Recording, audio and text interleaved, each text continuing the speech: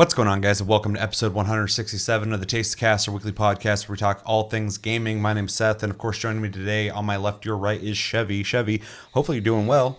Hopefully you're ready to have a conversation about all the topics we have to cover today. And yeah, how you doing? Doing okay. Got a trip coming up soon, so Very excited. Mentally in the state to travel. Yeah, I'm excited. I haven't got to do anything in a couple of years, so. Yeah, no, I feel it. I got a couple things this year I want to do as well because I'm making up for lost time in the last 2 years.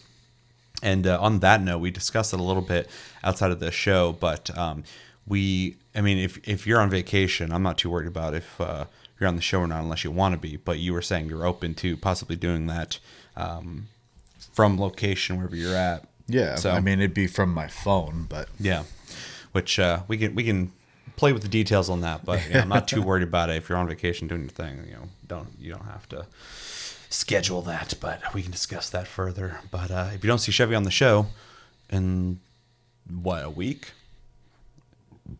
First week of June. He's somewhere else. So, yeah. All right. So before we jump into what we've been playing, I got a couple quick reminders I want to throw out there real quick. We got games on PlayStation Plus, FIFA 22, Tribes of Midgard, and Curse of the Dead Gods. We'll be discussing that this weekend for Plus Club. So make sure to play those, come back and talk to us about those in a couple days. And then in the beginning of next week, we'll be reviewing Oxygen Not Included, which is our randomly picked game of the month. And we'll be picking a brand new game of the month as well. So stay tuned for that. We got 2 episodes coming up down the pipeline very soon. Also, I want to remind people we have Tasty Flicks. If you want to check out our movies and anime content, we are currently trying to still pick the next anime we're going to watch. We finished Demon Slayer Season 1, and we reviewed that, so check that out over on Tasty Flicks. We will, at some point, continue Season 2. I don't know if we're going to do that right off the bat or try something else out, but I've got a lot of suggestions. You have a list, so we have plenty of things to watch. So still taking recommendations, so throw that in the comments if you want to, but we're trying to figure that out. So anyway, Tasty Flicks, check that out. And then also I've been putting time into not YouTube. I have been doing that for a long time. TikTok. I have been regularly posting on TikTok for like the last 2 weeks and have gotten it to 2,000 followers, which is wild. So we've got some subscribers here from there. So if you're here from TikTok, welcome to the channel. Welcome to the community. This is HQ, home base. So yeah, join the conversation here. But yeah, I appreciate everyone over there as well. So yeah, check me out on TikTok. If you're here and you have TikTok, check me out. Yeah, so before we jump into what we've been playing, let's talk real quick about something that I think is very interesting, and that is leak news. There's so many leaks coming out lately. It's everything's so leaky. The leak being Norman Reedus has confirmed, unless he's trolling, that Death Stranding 2 for sure is in development. I could show you guys the article, but I pretty much know all the details. He was interviewed about the end of an era with Walking Dead via something called Leo magazine, I think. And he was discussing a lot of things. They kind of asked him how he got in touch with Kojima. He's talking about how him and Guillermo del Toro have a good relationship. And Guillermo hit him up and was like, hey, a dude's going to call you, just say yes. And he's like, who is he? He's like, look, just say yes to, whatever the project is. And it was Hideo Kojima about Death Stranding. He showed him a bunch of stuff about Silent Hills. He got really excited about it and thought it looked really cool. And then he started talking about how they just started production with Death Stranding 2. And that was it. Just nonchalantly threw that out there. In response to that, after that came out, Hideo Kojima posted a bunch of pictures on Twitter, and it said, in quotes, "Go to your private room, my friend." And he's holding a bat in one of the pictures, the one from The Walking Dead with the barbed wire on it. And then another picture, he's holding it over Norman Reedus' head, like Norman Reedus is in trouble. And then they're, hugging it out because they're buddies. So I kind of feel like this is legit. I think he just completely leaked that on accident. Leaks typically are not fun, especially for us. We typically don't enjoy leaks. But for me personally, this one's pretty rough because Kojima, I know, likes to play with the buildup of his games, and this just completely deflated that. So it kind of sucks for me as a fan of his work that this got leaked like this, unless it's so 4D chess that this is on purpose and Kojima's fucking with us. But I want to go down that road because then you start playing around with the blue box theories of are they working with Kojima? And it starts getting too tinfoil hatty. So pretty much all I wanted to throw out there or ask you is what do you think about this? And do you like the way it came out? And are you looking forward to a Death Stranding 2? I mean, I mean, it's not very exciting to find out this way, obviously. No.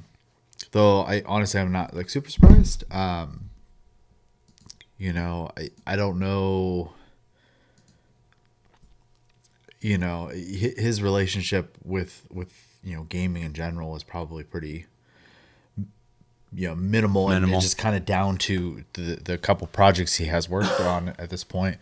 And he just wasn't in that mindset that it was something that needed to be a secret. Or maybe he was just under the assumption people knew. Yeah. So which shows just how disconnected he is from that world in gaming. It tells me he's not really paying a whole lot of attention to what's being talked about in the news on gaming. Yeah. And so he's just freely talking about shit like that. Or it's just, an earnest slip. Yeah. Humans make Which mistakes. Happens. So, that being said, as far as a sequel to Death Stranding,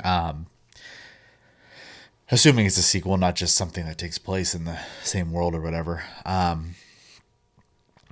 I'm excited by the prospect of that, though. After, without talking too much about the ending of Death Stranding, I am a little confused on where it would go. But I'm sure Kojima has got that all figured out. He's already, got it figured out, even if it doesn't make sense. He's got it figured out. Yeah. So it'd be cool. I'd be interested to see what kind of steps they take to maybe bring it to a more broad audience, because it is. I hate to use niche for this game, but it's kind of a niche style game. Like, it's also not advertised super well, gameplay wise. So yeah, no, a lot was hidden, especially the original version. The director's cut, they showed quite a bit more gameplay because the cat's kind of out of the bag. But before there wasn't much shown, and then anybody who didn't play the game, anyone who calls the game a walking simulator, typically tells me they didn't play the game. Because like if you want to talk shit about it, if you want to be like, well, it's a bad idea, just say it's a generic. It's not, but it's just a generic third-person action shooter, like any other game. Because that's what it is, and it has a balancing and weight mechanic. But like if you actually played the game, you'd realize like the walking segment where it's like a challenge to walk, you're doing a lot of walking, is the beginning of the game. After that, you're riding vehicles, you're using contraptions, you're ziplining around. Yeah. At the end of the game, everybody's just ziplining over the fucking mountains. It's not a zipline simulator. No one's making that claim. Yeah. So anyway, that's a whole other conversation. I spent so much time on the motorcycle. It was ridiculous. Yeah. So. Yeah. But how did we get there? The advertising was minimal. Yeah, they didn't show a lot. Yeah, it doesn't show a lot, and then of course and it so got it wasn't advertised memed into the ground. Yeah, exactly. So, yeah. Okay. I'm coming back from thinking about all that bullshit. Yeah. Which did no justice, because unfortunately, if you say something enough times, people just blindly believe things too. So yeah, oh for sure. Yeah. So my thoughts on this, though, I kind of already said a little bit, and I pretty much agree with what you just said, but it takes the thrill of the build up away, especially with Kojima, because he just like loves to build up to his games. Yeah. I could have saw, I wasn't expecting Death Stranding 2 at some point maybe, but like as of his next game, they kind of been talking in ways that made it sound like they're working on something else. So it would have been a genuine surprise to see like at a Jeff Keighley event, fucking Death Stranding 2, because of course they would be shown off at Jeff Keighley's thing because they're buddies. And that would have been big hype. Yeah. And now I'm just kind of waiting for that to happen. Unless this whole thing's 4D chess, but unless it's 4D chess, or he has multiple projects he's working on, which I don't think would be too crazy. No, after the success of the last game, I feel like they could definitely be big enough or ambitious enough to work on two projects. I know he's been wanting to make a horror game, but Death Stranding kind of leans itself into that direction. It's not a horror game, but it definitely has horror themes for sure. You can tell like a lot of the stuff maybe he was feeling for Silent Hills probably translated over to Death Stranding. Yeah, exactly, 100%. And yeah. So anyway, it sucks that we found out this way. If it is true, and I believe it is, it just makes sense. And I feel bad for Kojima. But when it comes to a sequel to Death Stranding, I would love it. I loved Death Stranding. It was my game of the year that year. Not a big surprise. I'm a Kojima fanboy. And so, yeah, another game would be fantastic. Expanded on what they already did, which I thought was great. I love the gameplay of Death Stranding. Maybe make the storytelling a little better. It's not even bad. It's just, it could be better. Because it's kind of segmented in these like pockets of like, oh, you visit this person and a thing happens and this person. But it's kind of nice too, because a lot of the experience that I loved about the game was not necessarily the loneliness, but the isolation of traveling in a dangerous zone and really feeling every footstep and every even driving the motorcycle, every mile, every inch of traveling in that game felt like it was your journey more than almost any game I've ever played in my life. And yeah, I really enjoyed that. So hopefully, and you definitely like earn, like you get a sense of like, I earned this when you like conquer certain environments. Like when you first start having to go through snow and stuff, God, I hated it. Well, yeah, and they could introduce whole new kinds of biomes and different ways to go about it. And with the director's cut and the amount of shit they added with that, I still haven't played that. Gives me an excuse to buy it on PC now though, because they brought it out to PC. Right. They could get really creative with the next game. So, especially with the way the game ends, like there's a lot of question marks. So, for sure. Yeah. So anyway, to kind of wrap it up, I'm definitely excited for Death Stranding 2. I'm very excited. I am slightly disappointed that we're not for sure, and I don't know for sure, but getting a different project from Kojima, because I kind of, as much as I love Metal Gear Solid, it's my favorite series of all time, I'm kind of glad he was forced to stop working on it, because it got him to work on a new game. I got a new Kojima game. Even though he was technically working on a new game. Yeah. Yeah. And got fucked out of it. Yeah, for sure. But he got forced to make this, and I love the game, so I'm better off for it. And I would love to see him make a whole other IP as well. I'd love to see just new realms for him to explore. But I'll take Death Stranding 2. I absolutely want it. And then, yeah, the way it's leaked sucks. Norman Reedus needs to keep his mouth shut. Apparently, early on, too, he had mentioned that there were negotiations for that. I remember hearing about that, but didn't think much about it. But he was in negotiations for Death Stranding 2. So he's just been fucking leaking left and right. So if you got him on a project, you need to keep his mouth shut. But yeah, anything else on that topic? Not really. All right, let us know in the comments. What do you guys think about Death Stranding 2? Are you excited? Are you not excited? What do you think about Death Stranding? What do you think about Norman Reedus not being able to keep his fucking mouth shut? And what do you think about Hideo Kojima wanting to crack his head open with a bat because now he can't play with us and make fake developers, fake websites, tease a bunch of weird shit, or come out to crazy applause at a Jeff Keighley event? What do you think about any of that we talked about? Let us know what you think about in the comments below. All right, let's jump into what we've been playing, where we talk about what we've been playing. And it's been about 7 or 8 days since we last filmed. I think Tastecast, maybe 9 days. It's been a little bit. So it's been over a week. So I have a pretty decent list, but is your list big? No. No? Okay, how about you go first? All right. Playing Final Fantasy 14 still. Finished leveling my dancer. Got it geared up so that I can raid with it if need be. We have potential big fat maybe person to like hop in and potentially gets to start raiding on Saturdays again. So, but they play my class, so I opted to level something else so that they could just easily go into that because I don't mind flexing. Yeah. Let's see what else. What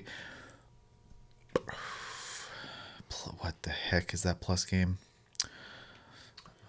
FIFA 22. I played a little bit of FIFA 22. Tribes of Midgard. With a community member. You played FIFA with somebody? Yeah. What? I would be willing to sit down and play another multiplayer match if you need to play it still. We'll discuss that. Yeah. And then Curse the Dead Gods. Was that the other one? And Tribes of Midgard. whichever one's the roguelike. I played that one a little They're bit. both kind of a roguelike. But yeah, Curse of the Dead Gods is like the hard roguelike. Yeah, yeah, yeah. Played that a little bit, and then what else did I play? I have not played a lot lately. I played some Loop Hero like literally yesterday while I was watching some YouTube. I am so rusty at the game and I forgot everything. And one of the resources I need comes from like vampires that turn to bats, but I couldn't remember how to get them to turn to bats, and so I was just like, Yeah, it's interesting how the game kind of has like a puzzle system to it, where Yeah. like to get certain things you have to strategize. yeah, like I accidentally it had been such a long time since the last time I played. I had accidentally created mermaids, which I didn't even want, and then I had to deal with them. Nobody And I was does. like, I don't have the build for this. I didn't like set up for this. So, but I mean, I love that game. It's like such an easy game to just kind of like sit down and play. I was like knocking out some YouTube YouTube videos while I was playing and whatnot. So, while also knocking out like one of my mobile games at the same time type of deal. So, yeah, it's a good time. I think that's one of those games like, and I've said it a million times. If you just want to play something and kind of have like minimal involvement outside of like planning, it's great for that. So, but Yeah, it's when I do play it, I really enjoy it, but it's a game I try not to play too much, just because I can sit there and just idly play it. Yeah.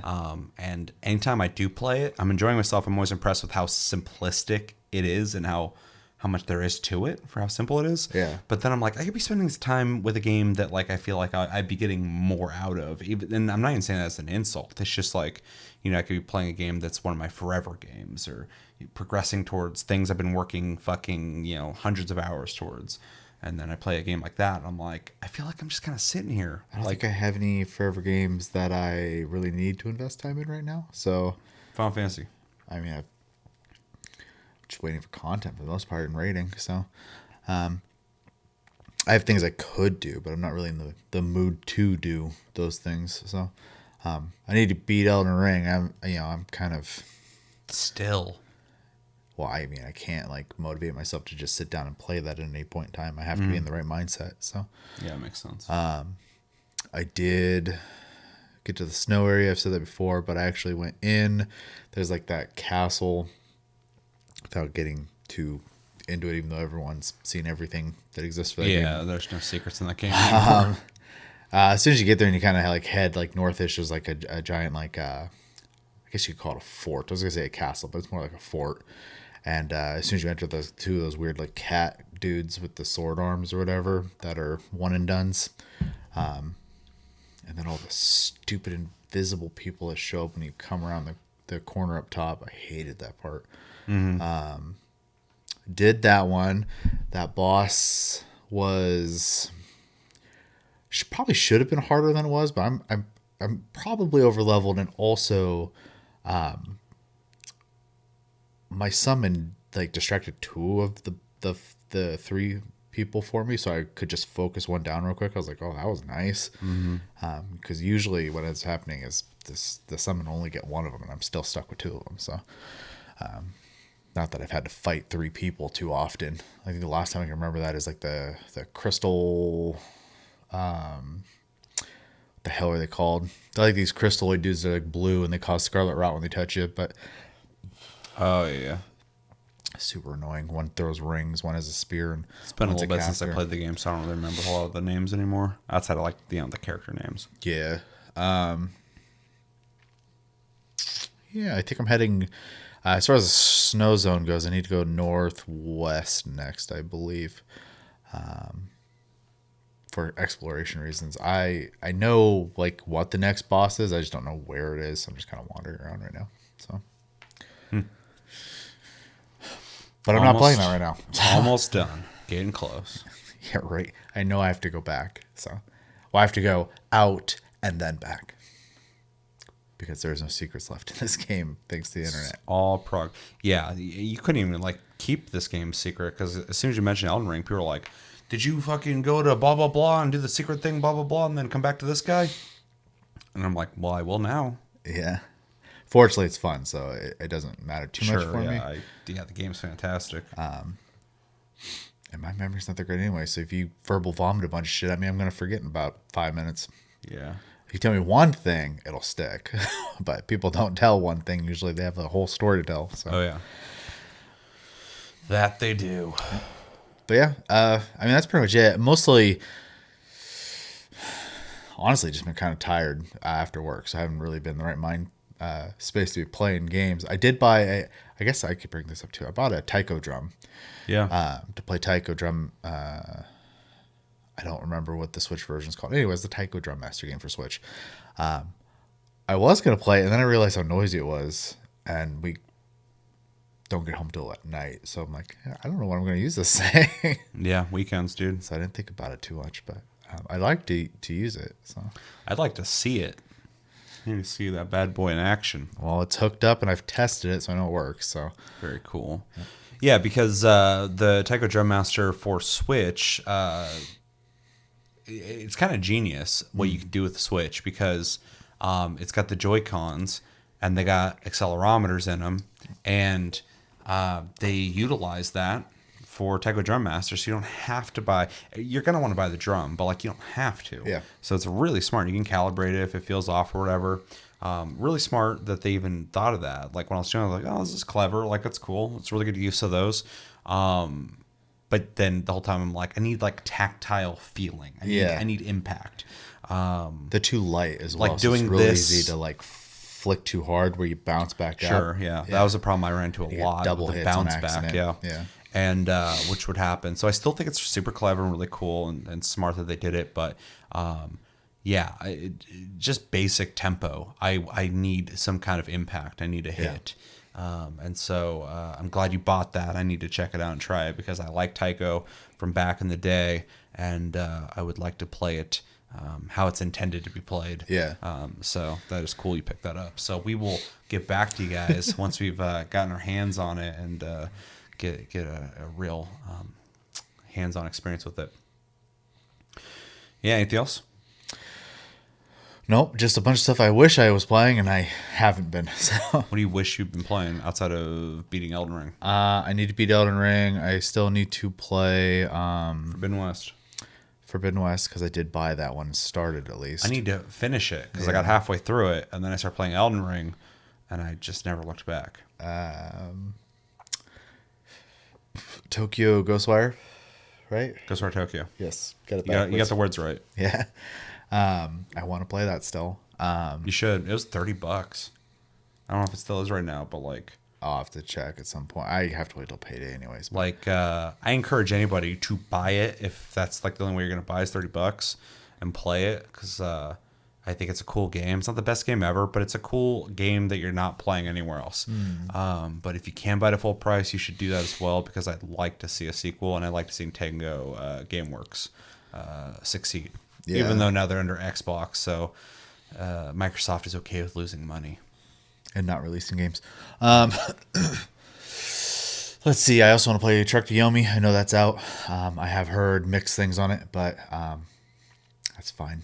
The complaints people have for it, I don't think affect me. So Yeah, it's on Game Pass. I don't have Game Pass. So Well, letting people know. I saw it on there. I was like, what? I do want to try that though. It looks cool. Yeah. People said it gets kind of repetitive, the gameplay, but I want to play it for the experience. So yeah, that's the big complaint I've seen is the gameplay is just not like super cool. And I Well, was just like, the thing is too, it's like it's an I indie don't care game. about that. It's an indie game. I didn't expect like a shitload from it. I just think the visual style is really cool, and I think the samurai stuff is dope. I mean, I just got done talking about how I play Loop Hero, and the only button you push is like right click. Yeah, it's a real basic game. So control is not really like a huge deal for me as long as the experience is cool. What else was I did I want to play this year? I wanted to play Triangle Strategy, and I might do that when I go on my trip because the only thing I'm bringing with me is my Switch outside of just clothes. So yeah, so maybe I'll find some time to play that. I feel like there's something else I wanted to play this year. Drawing a huge blank. Anyways, fortunately, there's nothing coming out until like the end of the year at this point. So I technically have time. Whether I utilize that time is another story. So For sure. Yeah. Real quick. I don't know if we should really talk about this too much because I feel like we could piss someone off. But you mentioned Xbox is good at not releasing games, and to kind of add context to that, because I don't think we've talked about on the show, you saw that they delayed Starfield and another game. I forgot which one it was. The vampire one. I can't remember. Yeah. Redfall. Both those games got delayed till next year. That sucks for everybody. So For sure. let's just get that out of the way. Whether you want to defend them or attack them for that, it sucks. Those games people wanted. I wasn't surprised to hear that Starfield got delayed because we haven't even fucking seen it. We've seen concept art, we've heard promises, and we've seen a couple pre-rendered shots of like a robot moving and some spaceship stuff. But in that, I'm like, when people are like, "What is supposed to come out this year?" I'm like, dude, they weren't showing it. Yeah. If they're not showing it, fucking, it's not ready to come out. Redfall also, we only saw a CGI trailer. For sure. And so I just kind of want to talk about it real quick because we didn't make a video for it. But it sucks, first off, because those are both games I want to check out. I'm curious about them. I'd like to see more on them. It sucks for people who are just like hard only Xbox players. Because those are huge titles, and now Xbox does not have big titles coming out this year at all, which is kind of wild. I even saw people on Twitter fighting each other, like Xbox fans fighting each other over this. People were like going like, "This is fucked. Like we don't have games," and people are like, "No, dude, Phil Spencer's got everything under control." I was like, "Holy shit!" Like I'm gonna back up from this. Yeah. But I was just gonna say you're extreme fans versus like your normal fans, pretty much. Yeah, it was just wild, and I was like, "That's crazy," because they delayed them both at the same time too, which is responsible. Let people know, but at the same time, that's a lot of fucking news to drop on people. That's negative, but it could be good possibly because delays a lot of times are necessary. Sometimes if it's delayed for too long, it's not a good thing. So I hope this will be a case where this is needed and it does benefit the games. Oh, for sure. And for people who like, in the sphere of people playing games on Xbox, there's plenty of games coming out, so they're going to be fine in that regard. Yeah, just not like they're big AAA titles that are like specific for. It mostly sucks for people looking at Microsoft as a publisher. Because even like myself, I don't own Xbox hardware, but I do play Xbox games on PC. Yeah. Not that the delayed games were something on my radar, but still, like, it bums me out if they're struggling, because that means other things I might be looking forward to down the line. What's gonna happen with them too? Type of deal. So, and hopefully, ideally, it is better for the games. I don't like, as much as like they're not my cup of tea, I don't want the fans of those series to not get good products. Like For sure. We always emphasize ad nauseum that we always just want good games. For sure. We don't ever want a game to be bad. We don't ever look at a game and go, I hope that game fucking fails. We're too old for that shit. And so with these games, I know that's where you're coming from. For sure. I am interested in Redfall. I don't know if it's going to be good or not, but it looks like a cooperative 4-player game. I'm already interested. Yeah. Starfield, Bethesda is either going to have a renaissance or they're not. I'm curious about that. So if it is the renaissance, dope. If it's not, I got morbid curiosity about it. So, yeah, both games being delayed, I think will be a good thing. Redfall, I don't have much info, but like that leak had come out. A guy who had worked at Bethesda, granted he used to work at Bethesda, so he might just be talking shit.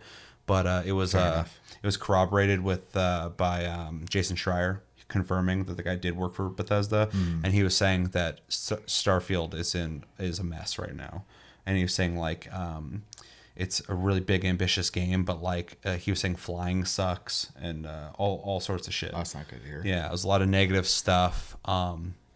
But again, take that with a grain of salt because this is an ex-employee. For sure. So he might just be talking shit about the game. We don't know. But it did come out around the same time the game got delayed. So I think a decision was made that was like, we got to make sure this game comes out and it does not fail anybody. So hopefully that's the case. Well, the last thing they need to deal with is another instance of like Fallout 76. You know what I mean? 100%. Yeah. I mean, people are happy with it now, but yeah, that game came out and it was like the final nail for a lot of people, which was kind of surprising to see. But anyway, I don't want to talk about this too much longer. Yeah. Especially because some people get kind of touchy about even, constructively criticizing through a certain lens. So anyway, hopefully the games are in good shape, and hopefully they come out next year and they're fucking fantastic. But I just thought it was really interesting when you brought that up. I remembered like, oh shit, that was a thing. Yeah. So really wild. And I was being a little cheeky. So Yeah. No, you just kind of made me remember that shit though, and I was like, we never talked about that. Yeah. So let's know in the comments. What do you guys think about the Xbox situation in that case? Be nice. civil. Be civil. Yeah, be civil. You don't have to be nice, I guess. Just be civil. Don't be a dick. You can be passionate. Just don't be a dick. Oh, dude, I'm passionate all day. I'm only a dick if someone's a dick. And I'm like, okay, gloves are off. Okay, so I played Curse of the Dead Gods more. Can't talk about that. We're going to talk about that this weekend. But I played it more. I need to play it even more because I need to get footage. It's the one game I don't have footage for yet. So that needs to be played between now and like Sunday. Played FIFA 22. Played FIFA 22 Volta mode. That's the street ball, right? Yeah. Okay. Which I was we'll talk about it, but I was like, that's interesting that there's other modes. Yeah. So, yeah, I'll be able to talk about the game and the mode with power-ups, which is weird. Played Auction Not Included. I have not played enough. I will be playing that. I will be prioritized playing that between now and like Tuesday of next week. I'm going to warn you, my one play session, and this isn't a good or bad thing, just to keep my opinions to myself on that one. Well, yeah, we're reserving judgment as of right now. But was 11 hours. I don't know if I'm going to put 11 hours into it. Wow. I can't promise that. But I will at the very least put multiple hours. I'm just multiple the hours. game's not small. So. Yeah. No, I started playing. I was like, I got to play for the channel. And I played for like an hour. I'm like, I don't understand everything. Yeah. I need more time to figure this out. So I will definitely be playing it more. But yeah, we will be talking about that on Game of the Month, so stay tuned for that. Games I can talk about, I have a lot to say about all three of these. I guess the one that I have the least amount to say about is I bought The Division 2 on PC for $12. Right. That seems really weird because The Division 2 came out in 2019. We played the fuck out of it. Briefly. Yeah, and I got to max level pretty quickly because it's one of those games like Destiny where you can get to the max level really fast. I played the fuck out of the end game before the expansion came out, and then when the expansion came out, I bought it. I got to level 31, I think, and never played it again. So I've barely played the expansion. So yeah, that's where all my progress is at. And then I saw that the Division 2 had a free weekend. And it was on sale for $12. You could buy the Division 2 with the expansion, and for $17 you get the Ultimate Edition. It's normally $70. So I was like, I'm gonna get the $17 Ultimate Edition because that's a pretty good value. The thing that really pushed me to do that though is even though like me and Josh and you have played the Division and Division 2 quite a bit, Sarah's never played the Division. And she doesn't like, and it's funny because every time I've thought of the Division, I'm like, that's a game you would have liked for sure. Like, I'm surprised you never played it. And she's like, why isn't anybody really playing it? And I was like, well, I'd be down to play it with you. But she's not the biggest fan of shooters on a controller. So I had to go, well, it doesn't take that long to progress, I guess. So I convinced Josh to also pick it up. And we have been playing the Division 2 on PC. So Josh doesn't play games. True. He definitely doesn't play Evil Dead the game. If there's one game on Earth that Josh doesn't play, it's Evil Dead the game. He won't even say that name. He won't even talk about it. It's like fucking, it's real evil to him. We'll get to that though. Yeah, so we've been playing the Division 2. I'm like level 22 right now. We're already getting ready to beat the initial core content. And then we'll be playing the expansion, which will be cool for me because I did not complete the expansion content. So that'll feel new. And they're on season 9 now of content updates for the Division 2. So the game's still being played. And when I tried to log into my PS4 account or PS5, there was a queue for me to get in. So either there are server problems or people are playing it because season 9. I don't know. But if they're making a season 9, that means people still play it, because Yeah. they're not going to work on a game they're not making money on. Look at Breakpoint; they fucking abandoned it.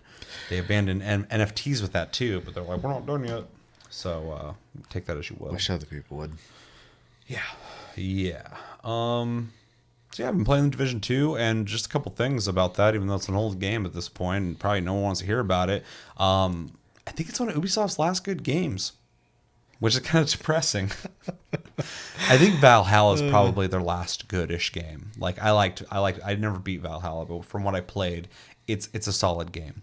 I do think I like Origins and Odyssey more, but Odyssey's too big. But I was playing the Division 2, and I'm like, I like most of the shit about this game. Like almost everything about it I really like. I love the cover system. I love the shooting. It feels great on PC. The game's easier.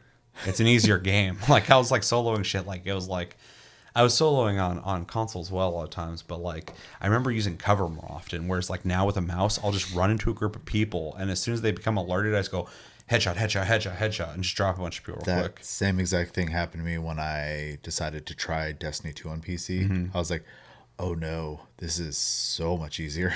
Yeah.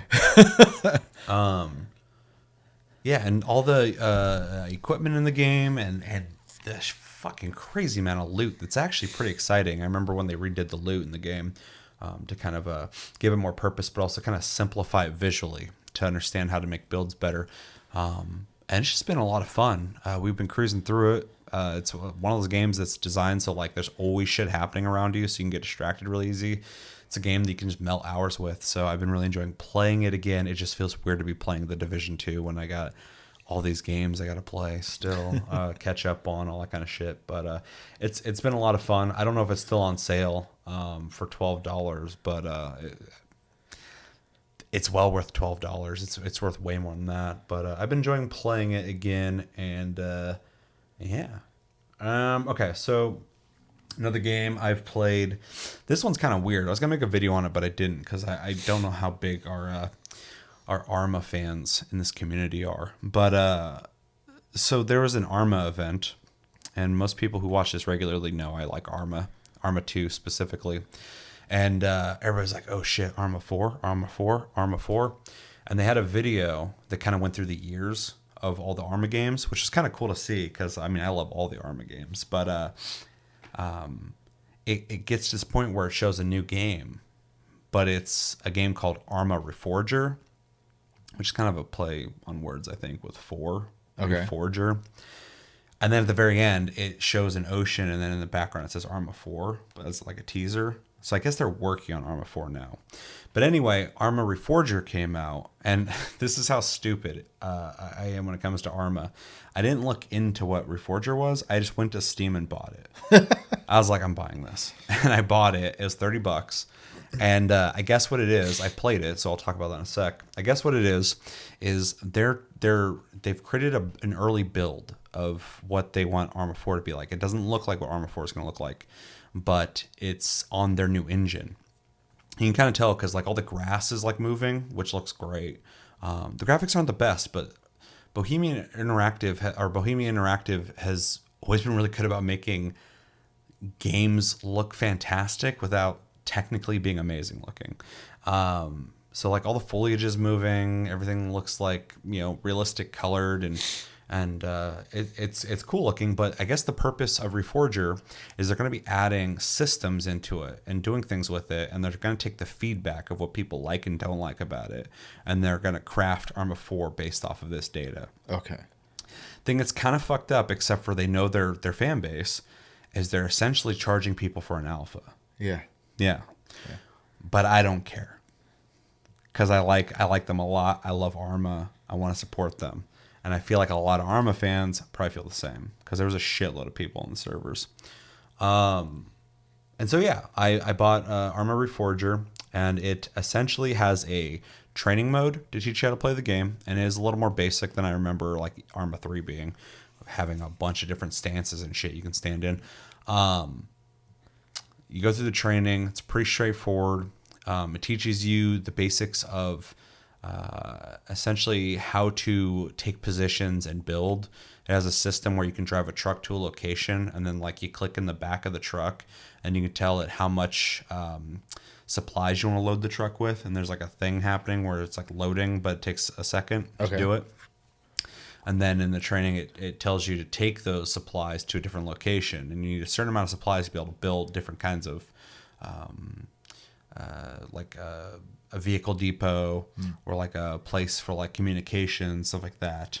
And you can even build like checkpoints on the road and stuff, but you need the supplies for it. And so this goes into the other mode in the game. Has two modes. They're actually for playing. One of them is kind of like a I don't want to call it domination, but you're playing against other people. It's like U.S. versus Russians, and that's just a pure PvP mode. And as soon as I got in and started playing with random people, you had all like the milsim fucking like nutcases who are all talking like they're in the military and shit. Right. And people were like driving up, and like I felt overwhelmed for a second because I haven't played an Arma game in a while, especially online. And people are just driving up, they're saying my name, like, blah, blah, blah, get in the back of the truck. We're going, we're out of here, blah, blah, blah. And I was like, I don't have a gun. He's like, guns are over there. He's like, someone else, get in the back. And so this guy runs up, and they just drove off. Another car came up, and this guy's like, all right, blah, blah, blah. I'm like, okay, hold on. You guys are expecting shit from me. I literally just bought this game 5 minutes ago. So yeah, I got all equipped and stuff. But, and then eventually, went out and got into combat. But, it's got some bugs. It's not even surprising with these guys. Their games always are fucking buggy when they first come out. But yeah, it's got that mode, and then it's got I didn't play it, but it's got like a DM mode where people are actively playing while somebody else is like controlling the battle. Okay. From above, which sounds kind of cool. I'd like to try out that mode. It makes sense though, because you could the other Arma games have like pretty robust mission editors, which I always had fun making missions and then having people hop in and play with me.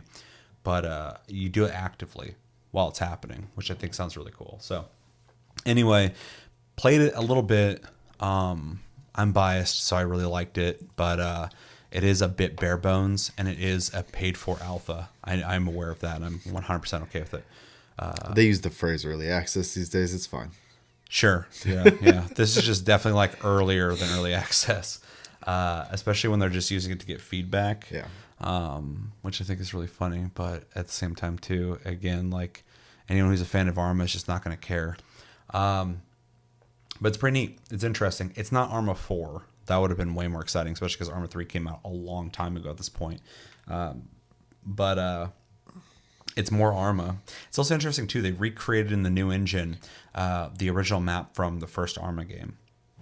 So it's cool to see that island with better graphics. Right. It's also interesting they picked that to be the location, but It's been a while. So. yeah, it's cool to revisit it. And then last but not least, I played a lot Evil Dead the game. I've played it quite a bit. Played with Sarah, community member Psycho, and not Josh. Josh won't play it. Cody hopped on. We were jokingly saying he's Josh too. Well, he was saying like now I'm Josh. Like he's Josh too. I humored it, but it's on Epic. Yeah, it kind of sucks because I feel like you could play it. But yeah, I've been raving about this game. I really enjoy it. The big reason I was hyped about it before is because Saber Interactive made it, and they made World War Z, which I think is a super underrated game. It's an asymmetrical game, so you're 4 survivors versus 1 demon. There's 3 demons to pick from. There's like 10 survivors probably at the least to pick from, and essentially the objective is the survivors have to locate 3 map pieces on the map, and to locate those in the top right corner it just says where to look, and there's different regions on the map, and you go to those regions and eventually you can locate where the map pieces are. Once you get all 3 map pieces, it unlocks 2 objectives. One's a dagger, one's a like a page, and you can go after both of them at the same time, split up, or go after one at a time, which is like 99% of the time what happens. Although if you're playing with a really good group, if you split up, one team like doesn't even have to worry about anything. This one time 3 people went to 1 and I went to 1 on my own, and I think the demon was fighting them at first, but then he realized I was alone, so he came to attack me, but I'd already started the process, and so they finished out theirs, and I was like, I just have to survive for 1 minute. And so the guy was attacking me, and he was like, doing damage. I was like, if we keep doing this, I'm gonna die. But I kept dodging, and there's like finisher moves that you have iframes so you don't take damage. I just utilized the fuck out of that to just not be taking damage. And eventually the other three showed up, and we got it. So that was a pretty cool situation. So yeah, you get the dagger and the page or whatever it is, and then after that, the timer that's been going down since the beginning, I think it's like 20 or 30 minutes, stops, but the map starts shrinking like a battle royale. And if you're outside of it, we learned this the hard way because we were like trying to find equipment and stuff, just taking our time before the end finale, and the map just swallowed like 3 people, and it was just me left, and I was running on my own, and the demon just came and killed me. So I was like, fuck. And then the end process, there are these like 3 Kandarian demon guys who just sit there, and you have to use these beams to slowly whittle away 3 sections of his health at a time. And while you're doing that, enemies are attacking you. The demon is trying to stop you. And once you get rid of them, there is the Necronomicon that you now have to protect because the demon's trying to destroy it. So he gets one last chance to destroy it to win. So there's a lot of steps, which makes every match feel dynamic because you can get hung up on finding the maps. You can get hung up on going for the dagger, going for the page. You can get hung up at the very end when shit hits the fan. And after you take down the 3 demons at the end, and it's just the Necronomicon, if you go down, you can't get back up. So it gives the demon a little bit of breathing room there. It's probably good because they're usually in those 4v1 games at a disadvantage when you're the one. So. Yeah. Or in a game like Dead by Daylight, though, it depends on what killer you're playing. But for sure, if you're playing against a good team, it's going to be very difficult because you just have 4 people. If they're working together, it's just really hard. So, the gameplay feels similar to World War Z, kind of. You just run around in third person. It has a melee system, and again, it has these finishers that you can activate before you actually can finish them as well. So you kind of just do a bunch of damage in a not a cutscene, but like an animation. You don't take damage, and then it's got shooting when you find weapons. Finding equipment on the map is kind of like a battle royale. It's all scattered on the map randomly, so you can have like a match that will completely fuck you because you can't find like health or shields or weapons or whatever you're looking for, or have a really great match where you're fighting like legendary shit. So it's kind of like a battle royale in that sense. Every character has their own. They have 4 unique perks that you unlock as you level that character. But then they all have a class that they're a part of. There's 4 classes, and those classes have individual per character, but the same per class skill trees that you can go through and make builds for your character. So you can be like somebody who's more ranged. So you're going to be looking for long guns and long ammo. Or maybe you're playing a character that's meant for like melee. So like you're going to be looking for like swords and weapons more than you're going to be looking for ammo, stuff like that. Make your character more tanky, make them do more damage, make them more survivable. There's a lot of stuff going on there. And then with the demon, there's 3 demons, but they have bigger skill trees.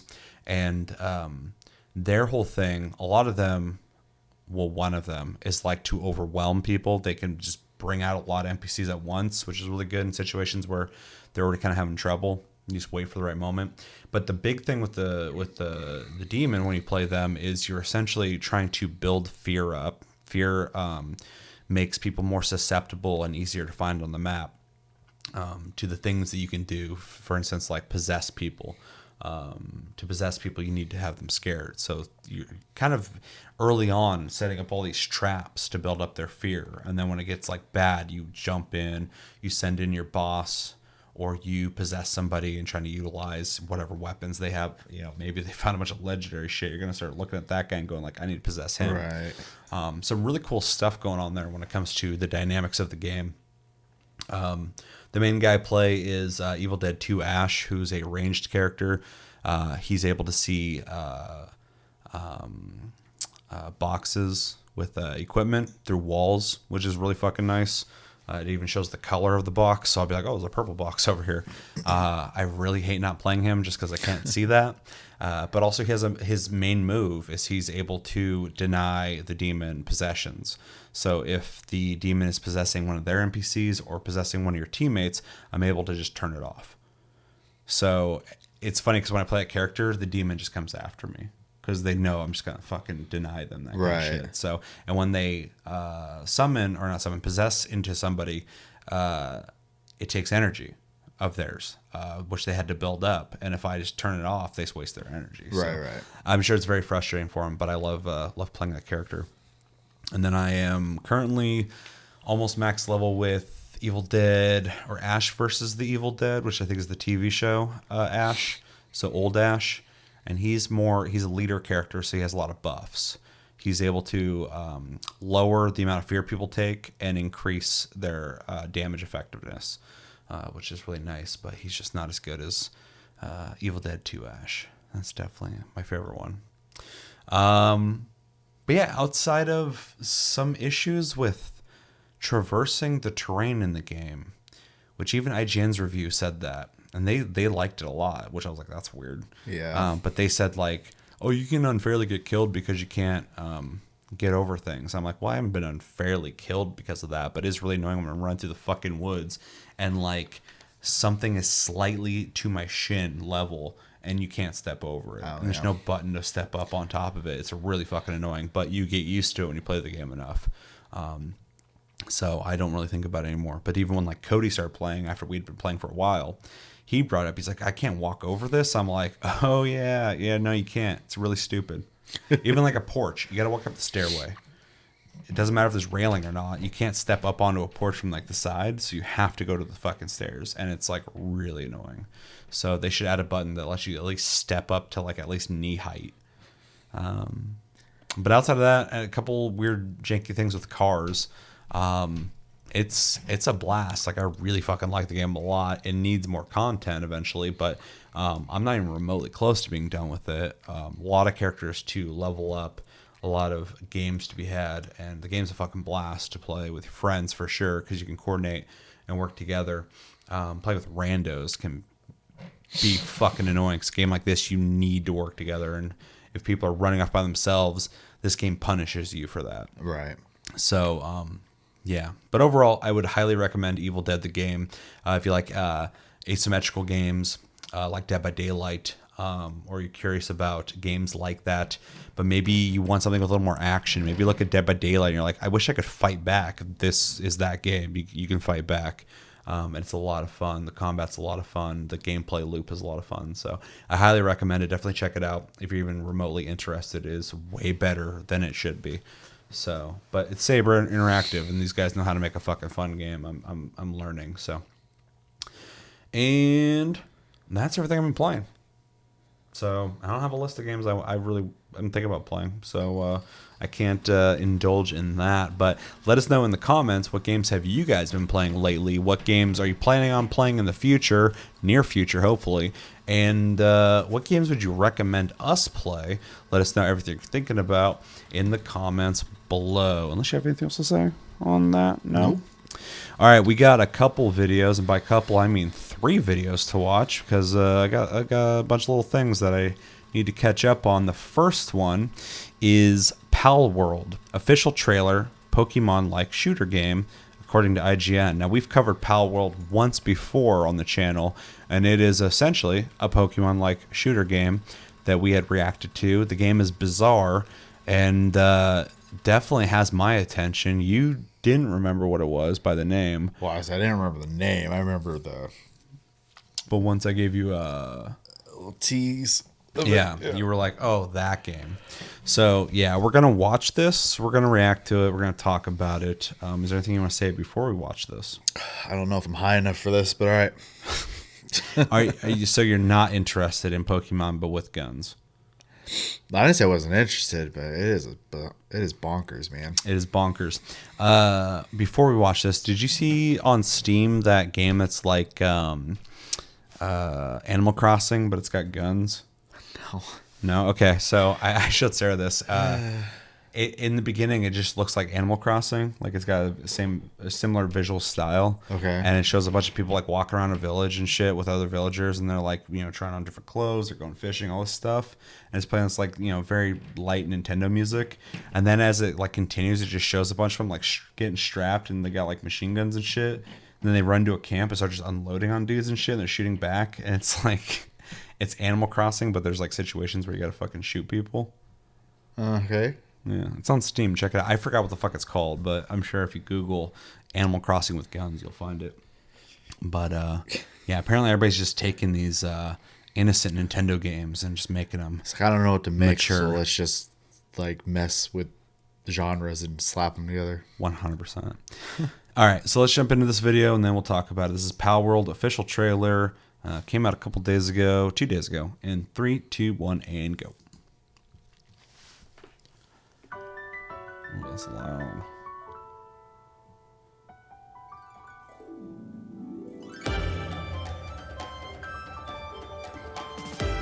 I like that they're fucking hanging on to something while flying with a gun in their hand.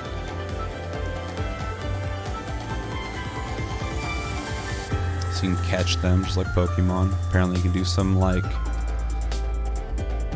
stuff around the house and build certain things. That's a rocket ship. That's not certain things. True. You can be Elon Musk. You can merge them, I guess. Make new pals. I don't know if that's what they're called. You can ride Totoro with a Gatling gun.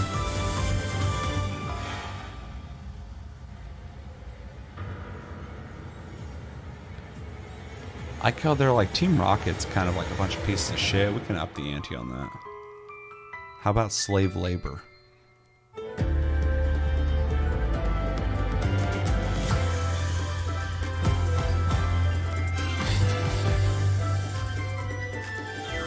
She's smacking the back of a bird and shitting out fucking eggs and things.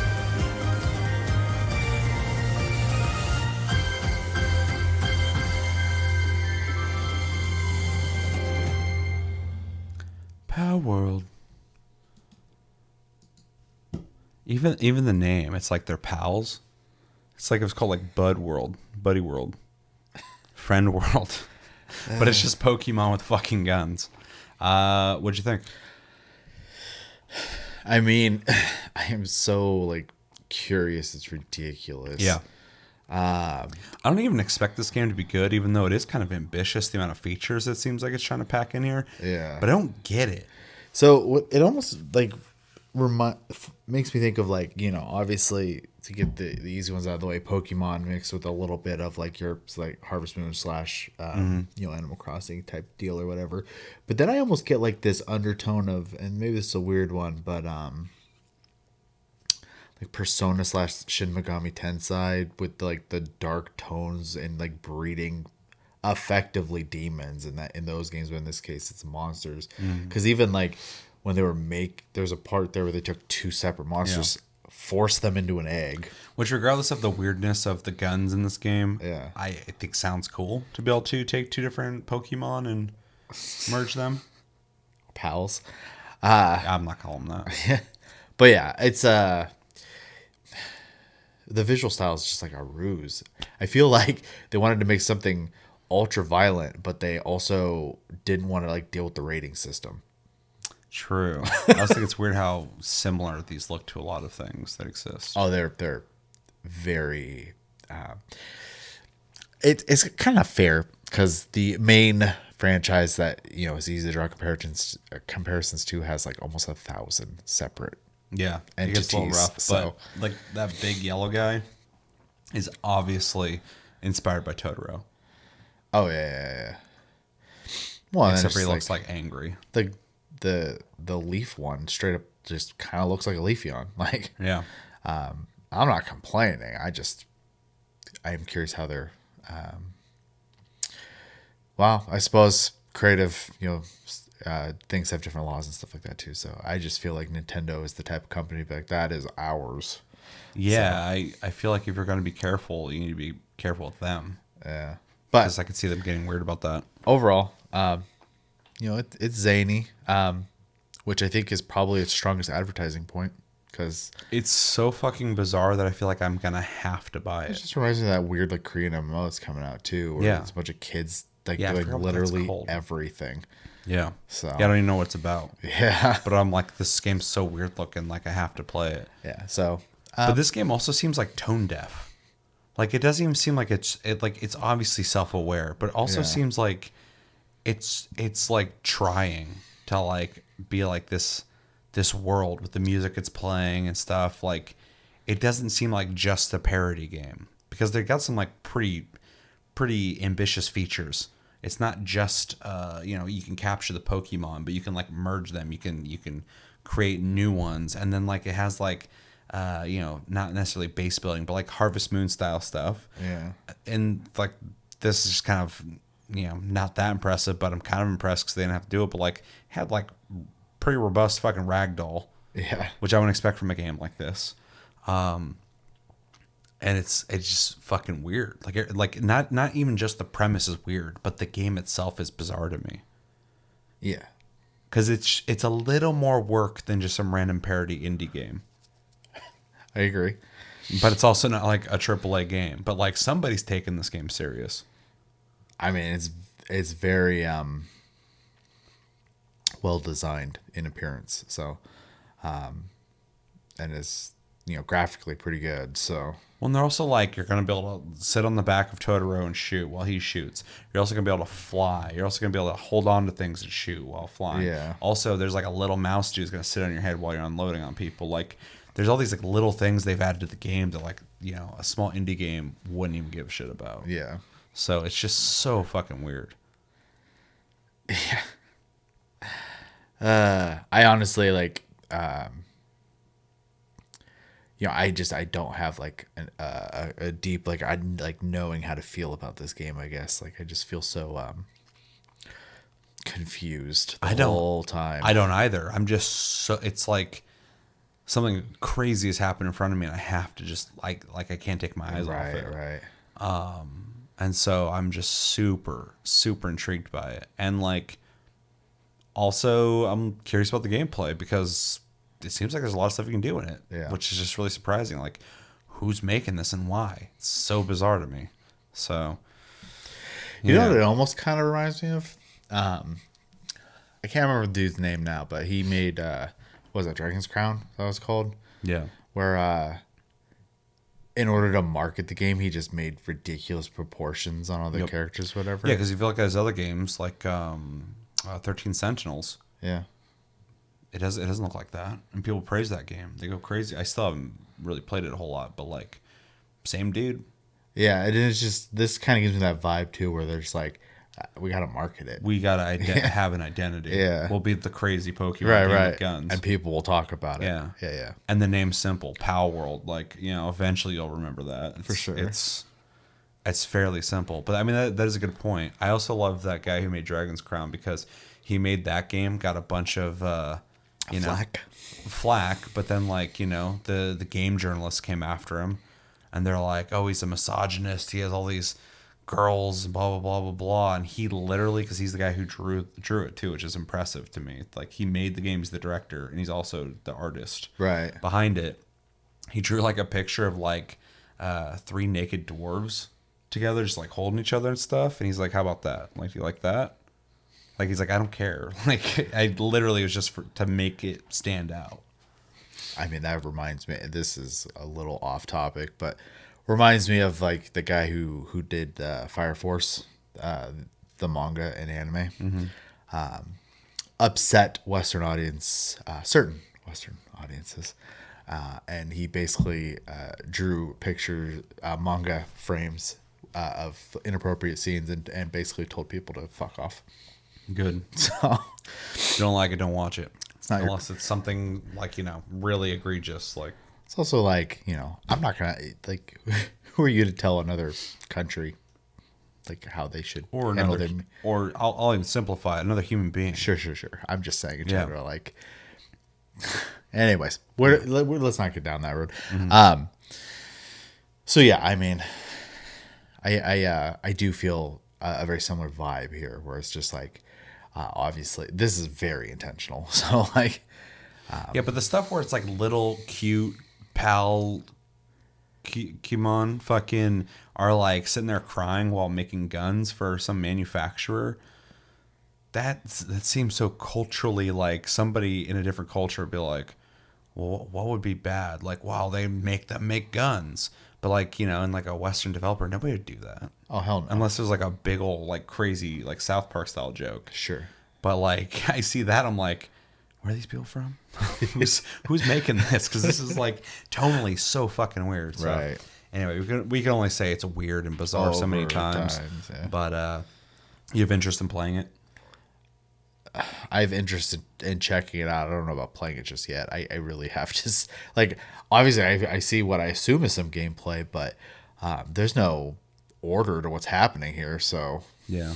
I need more details before I purchase said experiment, I'm going to call it. Yeah. Well, that's smarter than me, because I bought Armor Reforger without even looking into it, and I'll probably do the same with this game because it's just so crazy that I have to experience it. So I definitely want to play this. At least I want to experience it. I got to see what this game is. So very interested in it, and yeah, let us know in the comments though. What do you guys think of Palworld? What do you think about the official trailer? If you have info on this game that you'd like to fill us in on, let us know in the comments what you know. But are you interested in this game? Or you're not interested in this game? Tell us why or why not in the comments below. All right, so we got another video. This is for V Rising Early Access Review in progress via IGN.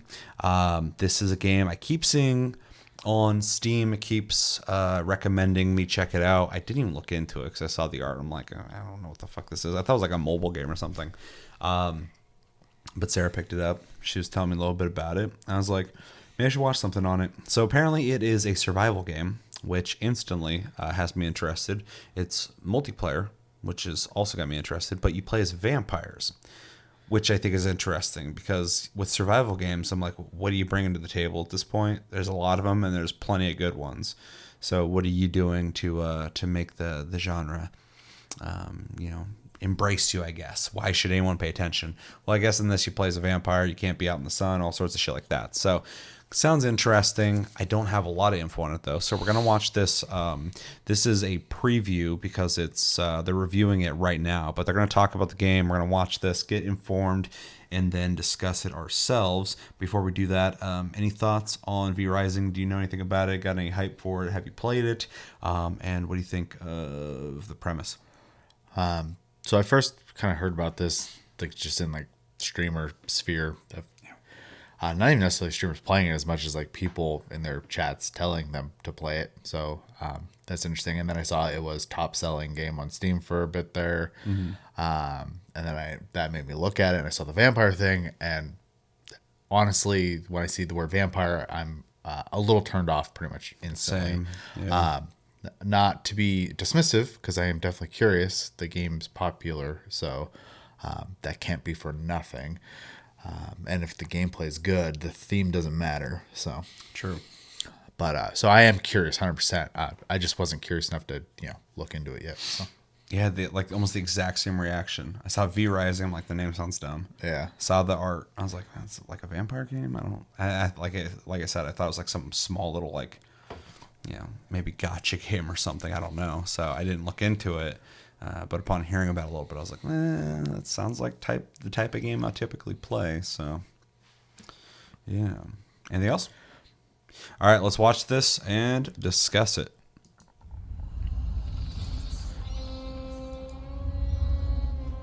This was ours. We ruled this land. We owned the night. Remember when Count Dracula spent several sleepless nights deforesting an entire hillside so he could manufacture industrial quantities of wooden planks to build his castle? Yeah, Yes. I don't either, but in V Rising, that's a big part of your vampire journey. Luckily, it's also got some fast and exciting So it's a ARPG top-down combat to make up game. for it. I'm now a Yeah. bit more than halfway into Not crossing quite off its list of Diablo-esque, bosses, but it and is so far, those showdowns have been worth the top-down-ish. drudgery of grinding for resources. It looked like it was almost like a twin stick shooter style, where like in this you'd use the mouse to look around, but Right. maybe use WSAD to move. As a newly resurrected vampire coming into a world where humans have mostly chased your kind into the shadows, this mashup of Diablo and Ark Survival Evolved doesn't waste a lot of time on storytelling. The descriptions for its varied bosses give some sense of how the world is put together, but there's not really a plot to follow. You build Alpha a blood Wolf. altar, you get a list of special enemies you need to kill to unlock new abilities and better technologies, and you're off on the hunt. This doesn't bother me too much, but I do occasionally find myself wondering what my ultimate goal is supposed to be. Kinda reminds me Part of of that is Valheim. because a lot of I V was Rising literally gonna kind say of this feels is like a like slog. this is probably why it's so popular on Steam too, because a lot of people love Valheim. Gathering Oh, yeah. resources I'm is a slow weird going, one, and and I think refining them at Valheim's crafting okay. stations takes even longer. Thankfully, if you're playing solo, you can set This up is a also world so where far just trees kinda and war looking veins okay build to more me. resources, and refining goes much faster. Which is This is fine. It probably doesn't have the to be only way amazing. to make the It could still be experience fun. tolerable if you don't have a vampire clan to help with all the chores.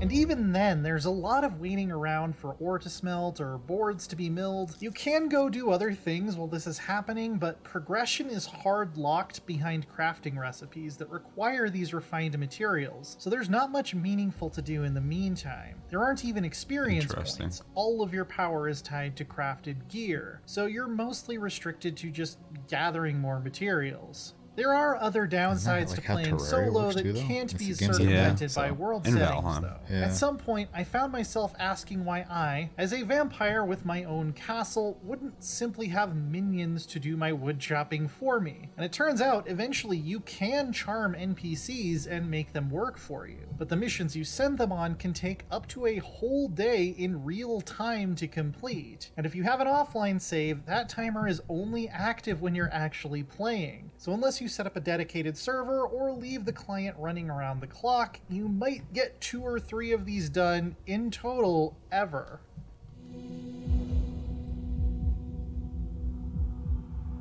Playing on public servers allows you to team up with other vampires and engage in PvP, including sieging enemy castles on some server types, but that introduces its own set of problems. For example, I picked a lower population server on the second day of early access and found that even there, basically all of the good castle spots were already taken. I had to go to a higher level area where the enemies could almost one-shot me to build my home base. Other players' castles can also block off convenient shortcuts, making the world harder to get around. And worst of all, if there are like 50 gothic vampire fortresses in this one little forest, mine doesn't feel very special. It's less of a living dark fantasy world and more of a spooky suburb at that point. All of that being said, the combat is pretty good. The broad array of flashy, fun, and deadly active abilities to unlock allow for some awesome builds. I particularly like the Blood Tree, which focuses on healing yourself throughout the battle. So far it The just one sounds thing like that bugs like an me is interesting there's no foundation mana that's bar, not so realized. all of your active abilities are on a fairly restrictive I mean, cooldown. I do think it's technically an early access game. Yeah. For sure, This it just can sounds like lead to early moments of access, because it powerlessness sounds and like they frustration just if got a bunch of everything is on ideas in a cooldown at game. the same time, which happens to me a lot, and I miss the in-combat resource management of more traditional ARPGs. At least giving me more than one use of my dash before I have to wait a few seconds, or basing movement powers on a stamina system would have been great.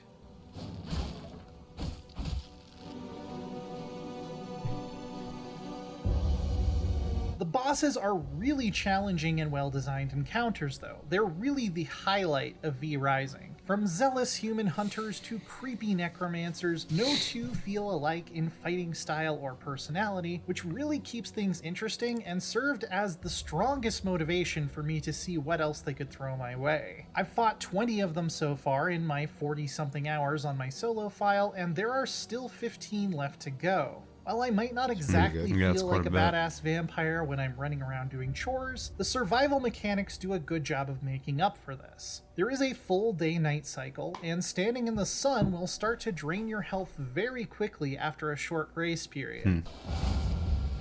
Not the spicy Moving air. about by day is still fully possible if you're careful, thanks to the fact that anything that casts a shadow in the environment can serve as a safe haven. That's a really cool touch. Shadows even shift throughout the day, so noon is a more dangerous time to be outside than dawn or dusk. Yeah, that's when Sarah was playing, the shadows were moving, and she was able to get out of her coffin at the time. Keeping your Yeah, it's blood pretty supply thoughtful. topped up is also appropriately essential, as it's your main way of healing outside of combat. Taking enough damage will eventually So I was reduce kind of saying, not it just seems your like current an health, but your amalgamation of maximum different health ideas pool, people and have, digesting but blood is the it's only gonna way to have to restore get it. What's better honed is that in the on. blood type of the last enemy you fed on temporarily gives you a character class, which comes with handy bonuses like increased critical chance for rogues or damage resistance for brutes. How much of a bonus is based on the blood quality of your victim, which is semi-randomized and encourages you to seek out particularly tasty prey. I enjoyed how this system let me customize my fighting style on the fly and encouraged me to act like a discerning hunter. Sounds like they put more work into the systems. Customizing your personal castle is a lot of fun too, with tons of functional and cosmetic items to unlock, from eerie floating candelabras to a hungry treasure chest that recycles unwanted items into their component materials. You do have to continue feeding your castle blood essence to keep it active, which comes from just about any enemy you kill, and this isn't much of an issue in an offline game since essence will only be consumed when you're playing, and you can save up several real-world days worth, so you're unlikely to ever run out. But on a public or a dedicated server, if you don't log in at least once or twice a week to top it off, you will eventually lose your spot. So it's kind of a needy game. I don't know if I like that. Yeah, me I neither. really like the art direction overall. It's a bit stylized and cartoony, but not in a way that detracts from the horror aspects. Whether I'm exploring a misty haunted forest, slashing my way through a skeleton-infested graveyard, or sneaking into a pastoral human village, yeah, this isn't suspicious at all. Everything is very readable and eye-catching. It's never a pain to figure out what's going on in combat, and the environmental artists have made great use of color to create a range of moods and vibes. This is only helped by the soundtrack, which does generally fit what I'd call stereotypical vampire music, all mournful strings and melodramatic piano melodies, but it's executed well. The ground is a mess.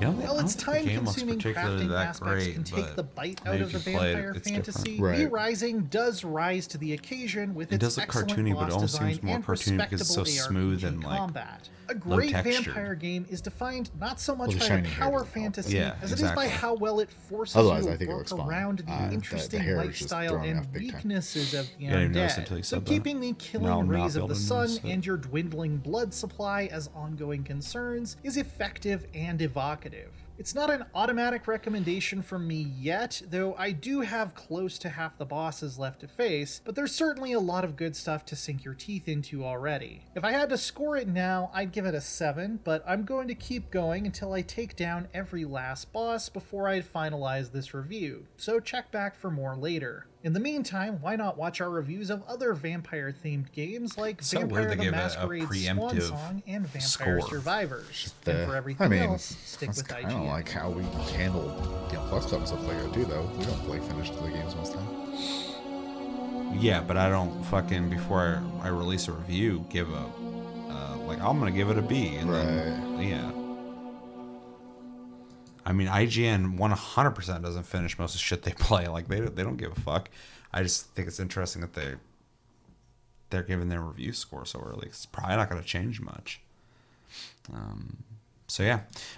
What did we think of V-Rising? I mean, it's good to see or have an image to go along with the name at this point. I mean, it looks fine. It after seeing it and kind of seeing what we've already kind of said, that it kind of looks like it Valheim in a lot of ways, like, and not in like in a literal sense. I guess it's more of like as a feel aspect of it, but. Well, like gameplay and but like gameplay structure, equipment wise, that kind of situation. And that game was huge. So it makes sense that, in a ecosystem where people enjoyed that, they'd also enjoy this. So it seems like it has a lot of really neat ideas, though. There are a couple hurdles slash turnoffs for me. The blood effectively being like an energy system is kind of a weird one for me. Yeah. I don't really quite like the idea of that. And then the time stuff, and I don't mean like the mechanics in which, like, you know, the sun, day and night cycle and stuff like that. I actually really like that aspect of it. I think that was really well thought out. But like when you're crafting stuff and you have to wait like forever, and when you send minions out and it can take real days and stuff like that, I don't think that's engaging gameplay. Yeah. I think that's time wasting. So a bit of a turnoff for me, because I don't want to have to like play the game like it's MMO, like either be an MMO or don't be an MMO. Like this weird weird middle ground's kind of wonky to me. But maybe I'm wrong. Maybe, you know, I haven't played it. I'm only speaking from an impression, and my impression in that regard is that feels like the kind of thing I would complain about if it was in an MMO. Like, why are you? This is not a fun mechanic. This is a making me play mechanic. And I'm not super into that idea. Other than that, though, I do think it has a lot of cool ideas. I also, like, you know, a lot of people like survival games, and it has all the right beads and notes for that. I'm okay with crafting heavy games, though I do like a mix of loot with my crafting. I don't like it to be purely crafting heavy, but it's not a negative so much. It's just a preference. And then the fact that you have builds and stuff like that, I think, is really good. It's important. It allows people to play differently. It also allows you to play, like, if you're playing in a co-op sense, and try to balance out maybe your friend's weaknesses. Combat seems okay. It also kind of reminds me of Valheim pacing wise, the way the combat seems to go. But overall, I don't think I'm sold. But I don't think I hate it either. I just don't think it's enough to make me want to buy it. Yeah, I'm pretty much in the exact same boat. I agree with most stuff you said. The things that really stand out to me is the survival genre is pretty flooded at this point, and there's really good ones and there's really whatever ones. And you know, what are you going to do to stand out? Well, these guys decided to make it a top-down vampire game. Kudos to them. That's cool. That's an interesting take. Definitely not one I've seen before. So that's interesting. As for the game itself, it seems like a lot of really cool ideas individually, but the whole thing seems undercooked at this point, underbaked. And so I have interest in it, and I'll probably pick it up to just check it out in early access. But I do think this is a game that's going to need to sit for a bit and find out exactly what they want to do with it. They got a foundation, but it seems like they gotta really kind of hone it in on something. I do also like that there's, like, you know, builds and different ways to play, which is really interesting. I also think it's cool there's like humans just walk around the map. It makes sense as a vampire, but in a survival game, the idea of like NPCs that just kind of like hang out, the only game I can really think of that does something like that to that extent is maybe like Conan Exiles. And that's only like in like a town or two. Like, it's not really like all over the map. So Right. It is a interesting thing to see that I'll be curious to see what it's like when you play it. Yeah, I also am not a big fan of the blood energy thing, but it does make sense thematically with the game. But it just sounds kind of tedious to me. And a lot of the waiting systems and crafting and not really having progression without that does sound like something they could improve upon. But overall, I'm intrigued by the game. Combat looks okay.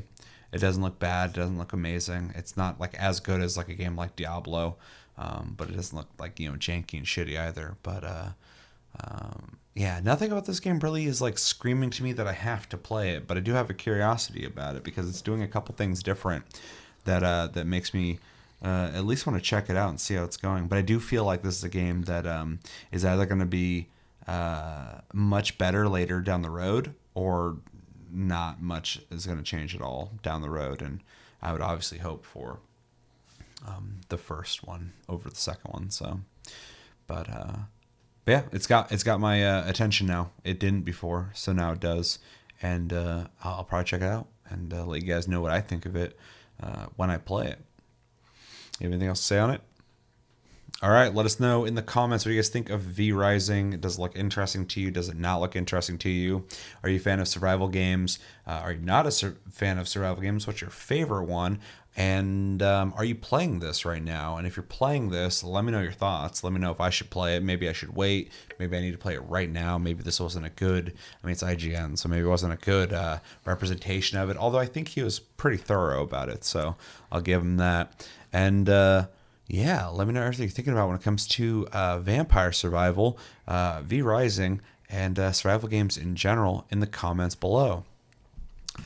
All right, we got a third video to watch, and this is a short one and kind of just something I wanted to kind of let you guys know is a thing, but also discuss it a little bit. This is Elden Ring Seamless Co-op, which is coming out, I believe, on the 27th of this month.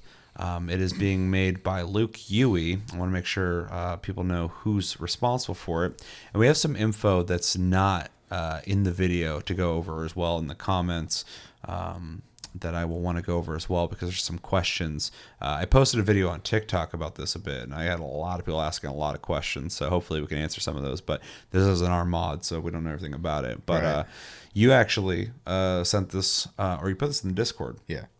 Because we both like Elden Ring, so that discussion doesn't need to really take off too much. We're both fans of it. I think it's one of the best games I've played in like 10 years, so definitely a fan.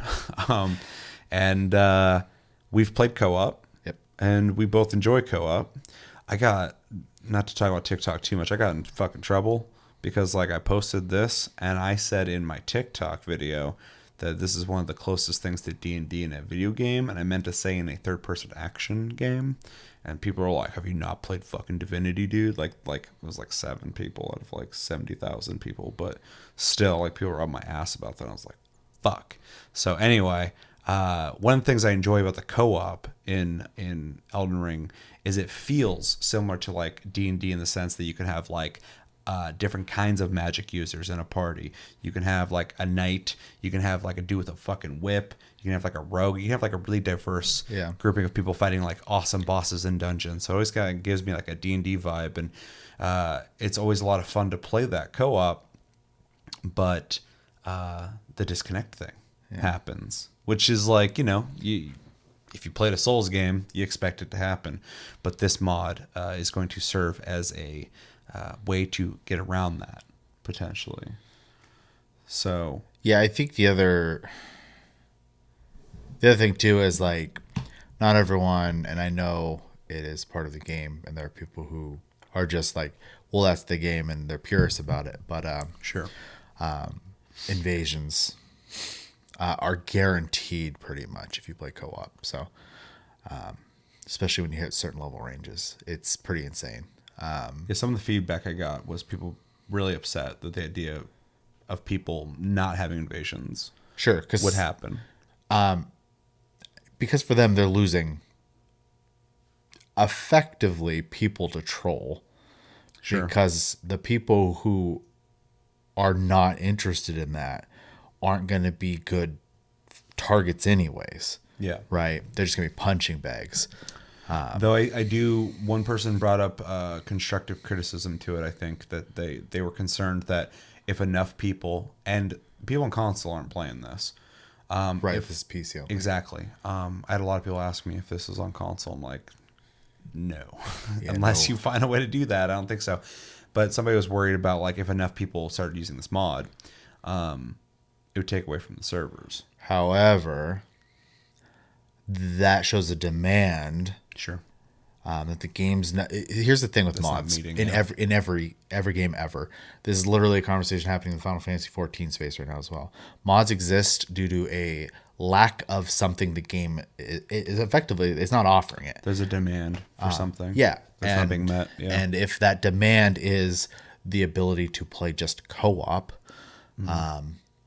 that's something Which that the game From should look at. And the game already offers a certain experience with co-op. So co-op is not out of the question. It's in the game. So even if like in your personal, wants and desires, you're like, well, I want to be able to invade people, and then you go and you invade a world like mine. I don't want to participate in that. I'm literally gonna stand there and just let you get your kill and you can fuck off. Yeah. That how fun is that for how long, right? I'm gonna go back to playing. And I mean that's a good example too. Like any purist going like, well, that's how the game's intended to play. I'm like, yeah, but you're gonna run into people like you who's not even gonna participate in that. Yeah. So like, you're really that into the idea of running up and just killing a dude who's not interested in fighting you and just gonna let you kill them, like, or you're gonna sit there and troll them, and like, you'll think it's fun for a little bit. Is that how the game was intended to be played? No. Yeah. Like, No, you want someone to fight back. You want to have that I conquered them feeling. Yeah. And when you run into someone, I'm not a competitive person, like, at all. There's nothing you can say that'll make me interested in versing you. I just don't care. yeah. I don't want to participate. I will get up and if you run in and you're just gonna hang out in my game, I'll just leave the computer. You can hang out with my character. I won't be there. I'll play something else. I don't care. Like, that's how stubborn I am about it. So, not everyone's gonna be like me, but there's gonna be enough people who just they don't want to hassle with it, right? Or if they deal with it enough, they're gonna adopt a similar mentality. Yep. Well, and then there's a huge influx of people finding places they can AFK, so that people come in for invasions, they can't reach them, though a lot of people do find out ways to do it. And then the invaded target's just kind of stuck in their world and they can't reach the person, and then so they have to leave, which lets the host, the person who's being invaded, get free runes. So Oh, interesting. Makes sense. is that fun? No. It's not. I mean, right? for them, maybe if they're okay with just being. I mean, they're AFK. getting free currency, Yeah. right, while they're at work. They don't Yeah. care. The whole point is you should want that feature, but you should want it to be with people who want to participate in that feature, because that's what makes it fun, I would assume. And the same as if I play a co-op game, but let's say it was forced on them, they didn't actually want to play with me. That's not fun for them either. It's Yeah. the same idea. So Yeah, I get all the perspectives, but there is that inevitable.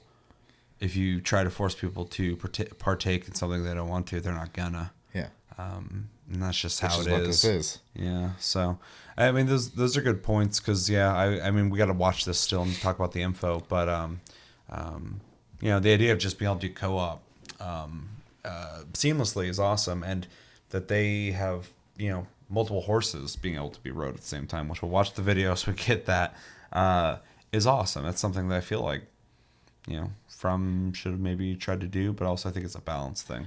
Yeah. But from your point of view, it's also an answer to some people's problems with the game. Yeah, well, I mean, Which is interesting. The way I have to co-op now is I just have to do the level, which would be more fun for me to co-op, because I don't care about the challenge part. I know that's there, and the option's still there for people who want it, right? My experience isn't ruining yours. Yeah. But then I get to the boss room, and then I summon, my friend, and we just do the boss so that no invasion can happen. So, so it's a lot of like jumping through hoops to play with my A lot of friends steps. Yeah. instead of just let me play with them, right? Yeah.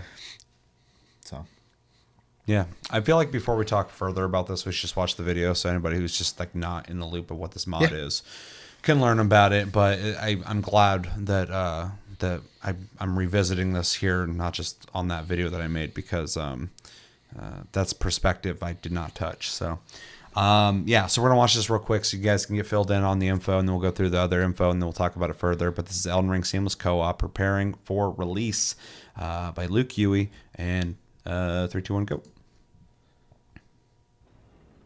Is there sound?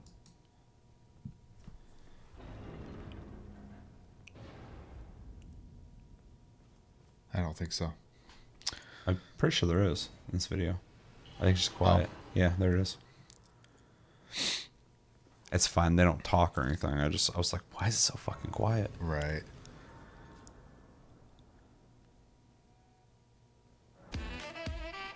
There it is. All right, so for everybody listening, Seamless Co-op, it says it, and then it says horse. It shows 2 players on horses, which is something you can't do in the base game.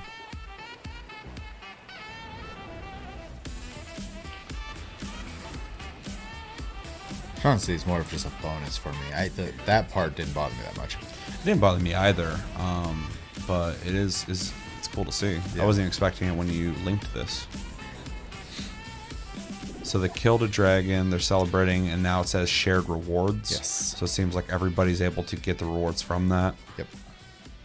Yeah, so instead of having to load into 4 2 different instances, if you're playing 4 4-player, for example, you just do it once, and everyone gets the benefit.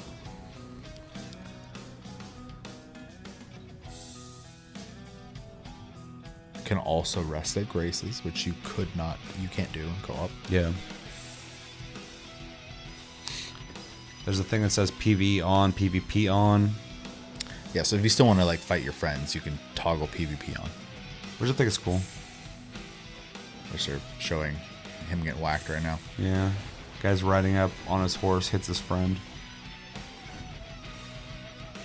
Yeah, fighting a boss and messing with each other at the same time. Mm-hmm. And then something I think is something they didn't need to do, but I think is really cool, spectator cam. So if you go down, you're able to watch the other person who's playing, which is great because you won't have to watch from like the ground while they're in the middle of a boss fight. You know, from across the area, you can see what's Right. happening, and you're not just sitting there bored.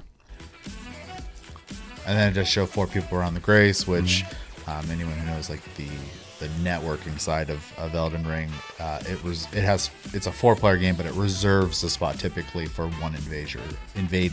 Yeah. So you have it's a 3-player co-op experience at most, as this allows it to be 4. Which is really interesting. Yeah. They're able to manipulate it to do that.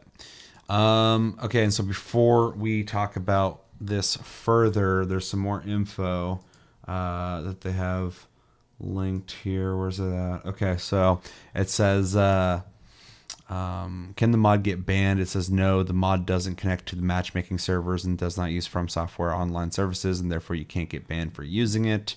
People were asking me, what does that necessarily mean? I'm assuming it's direct IP connection or a separate server. Peer-to-peer. Peer-to-peer, yep. What is the player cap? The maximum player count is party is 4.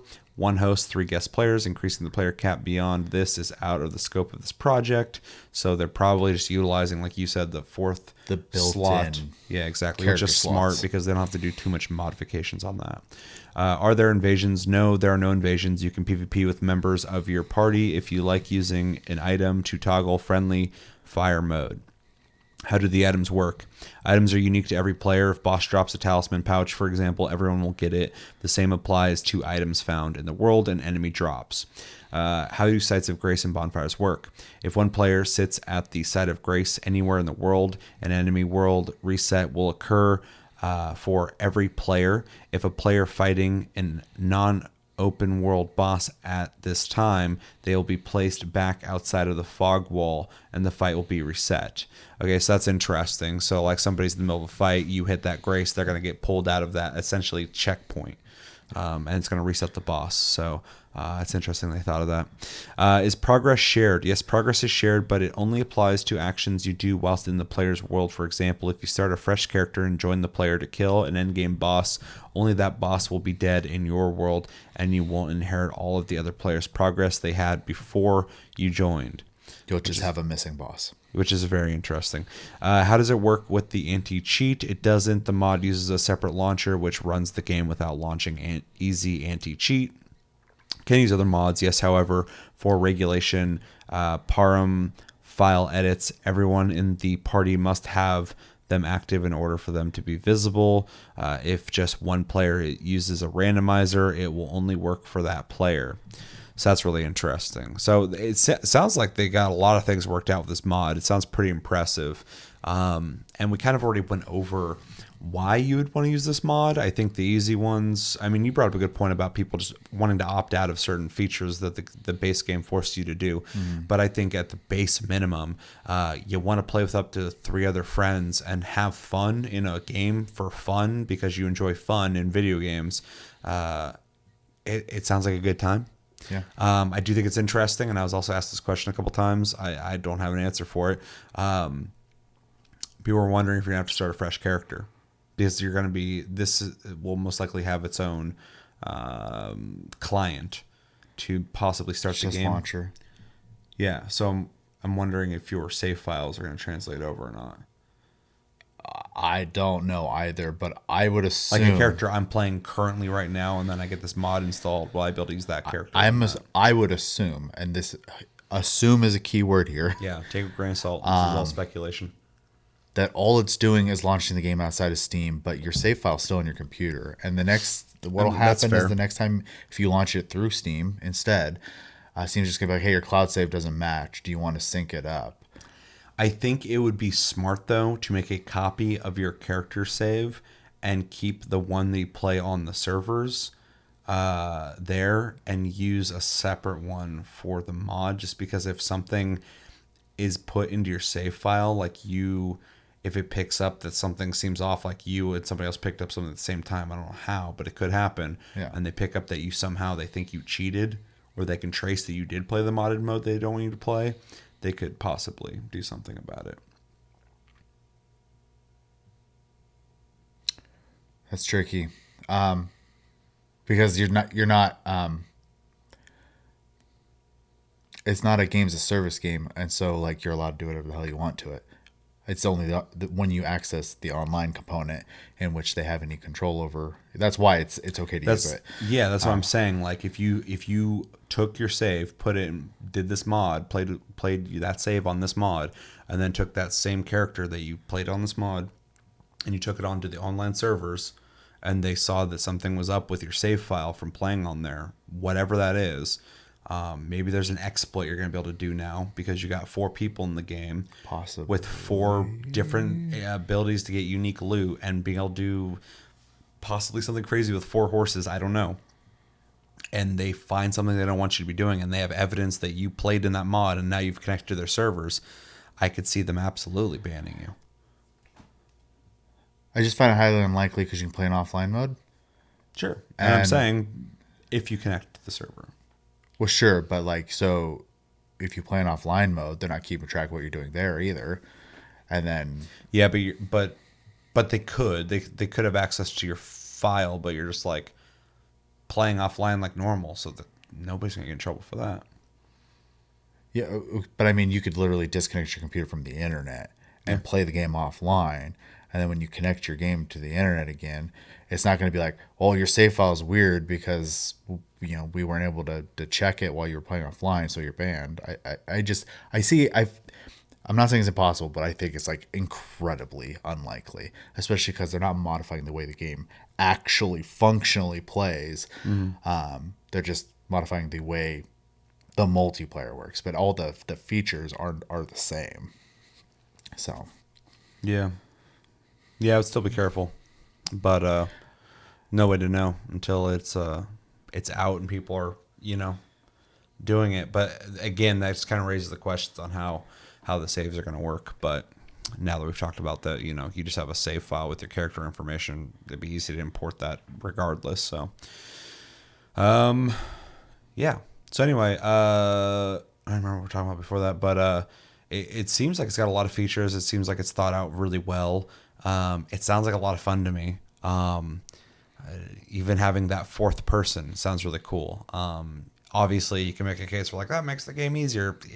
I don't care. until you hit a certain new game plus and everything one shots you anyways. Sure, but I also just like don't care, because if I've decided I'm gonna play a game that wasn't intended for 4 players with 4 players, I've already accepted that this is the experience I'm looking for. You're playing a modded game, man. And I'm looking to play with my friends because I like my friends. I don't like playing video games with them. So, but yeah, it just sounds like a fun time, and it kind of sucks that this wasn't already kind of an option in the game. I don't judge Elden Ring for the way it's already set up, because I love everything about it. Sure. But it would have been cool to have some kind of option similar to this, because even you can play, if you think about the right way to do it, because we've done it, you can play pretty much the whole fucking game together. If you're progressing at the same time, you just have to do a lot of like summoning people back and forth, Hoop jumping, and so but you already fucking do this but you're just, we would always say like fingy down and shit,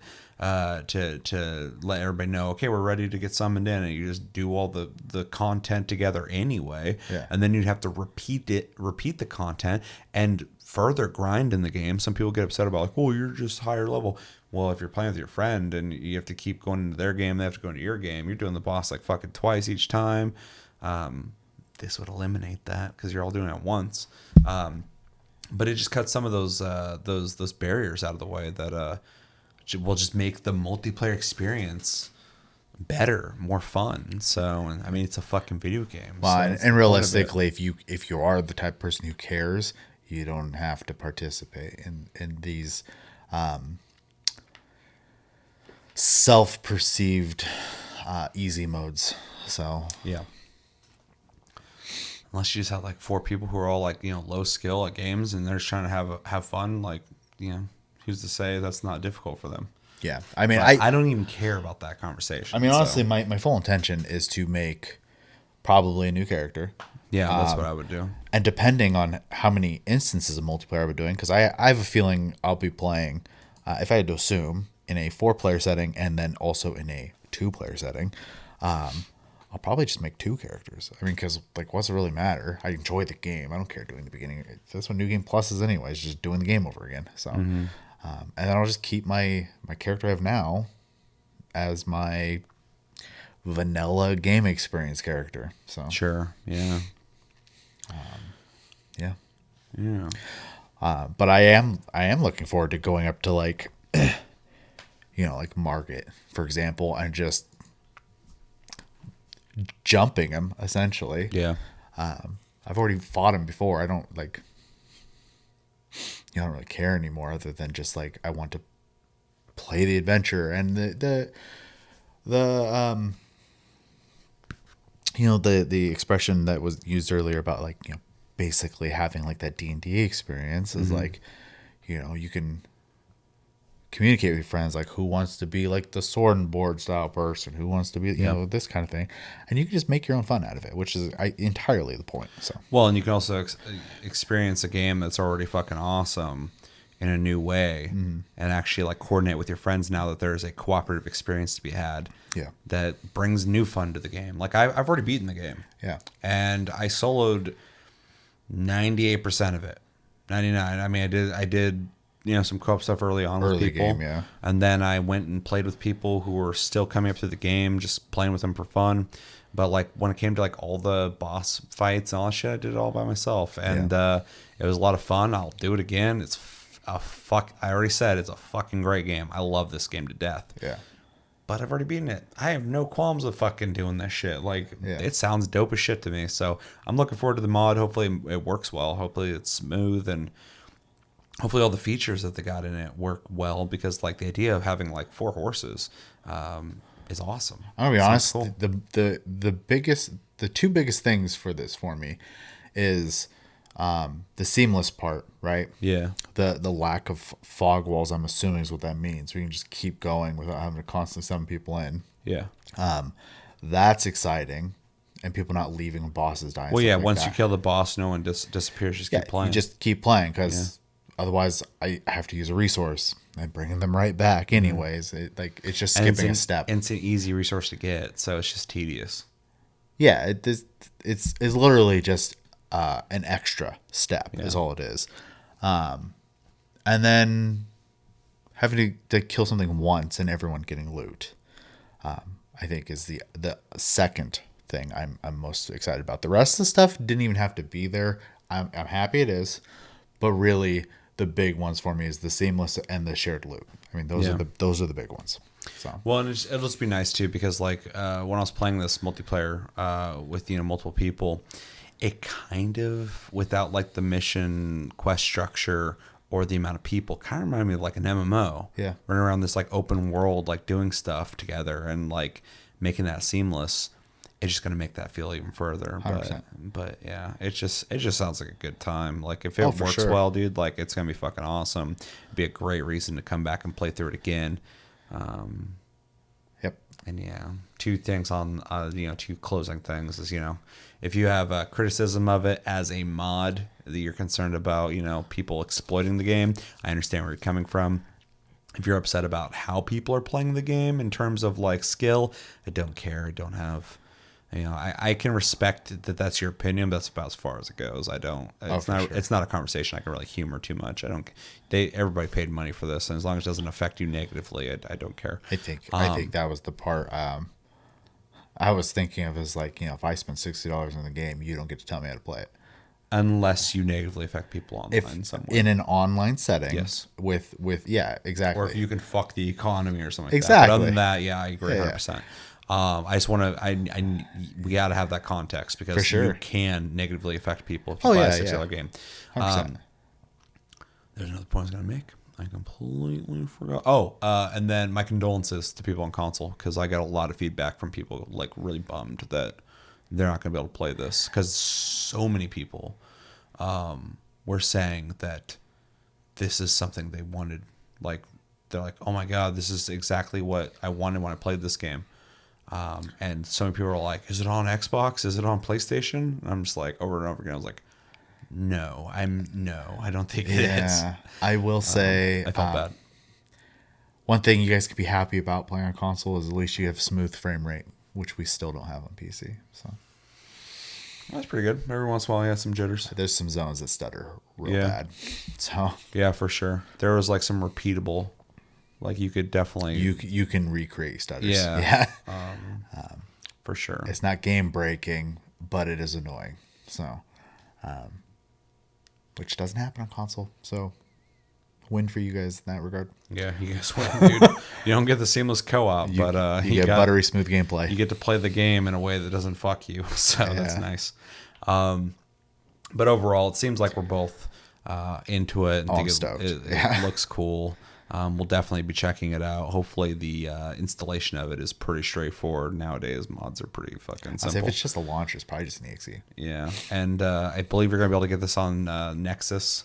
Yes, says at the end of the video. Yeah, so definitely get it there. I had a couple ask me that as well, and I'm like, I'm pretty sure it said that. So, yeah, which also has validity to the mod. It's not a virus, like because it's on it's not someone fucking an actual platform that hosts mods. It's not someone who's going to steal your fucking cryptocurrency, your NFTs. It's all worthless, but you know I'm stealing it. So yeah, for sure. Anything else you want to say on this? No, I like I said, I'm just excited to be able to play it multiplayer. Yeah, and to try a build I haven't played yet. Same. Yeah, when I come back to the game, I want to play something completely different than what I played. I want to use weapons that might be a little more challenging to use or something. Yeah.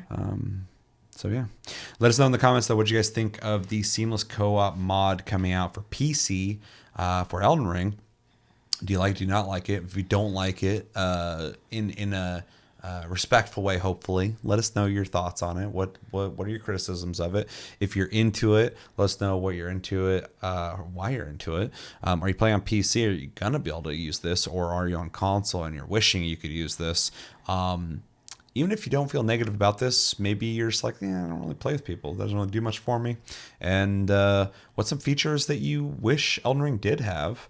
Hopefully not a Western open world UI. That was a weird one when people were upset about that. And yeah, let us know everything you're thinking about when it comes to this mod and Elden Ring in the comments below. All right, it's that time again where we close out the show by going through prior episodes, reflecting on those episodes, and reading your comments. Now, we only have 2 videos since the last time we did this, so I'm going to read pretty much all the comments, but typically if we had more videos out or a lot of comments, we would be more specific. So in that situation, you type in #AskTLG if you want us to address your comment for sure. Otherwise, I pick at random. So if your comment is not read and you're like, why didn't you read my comment?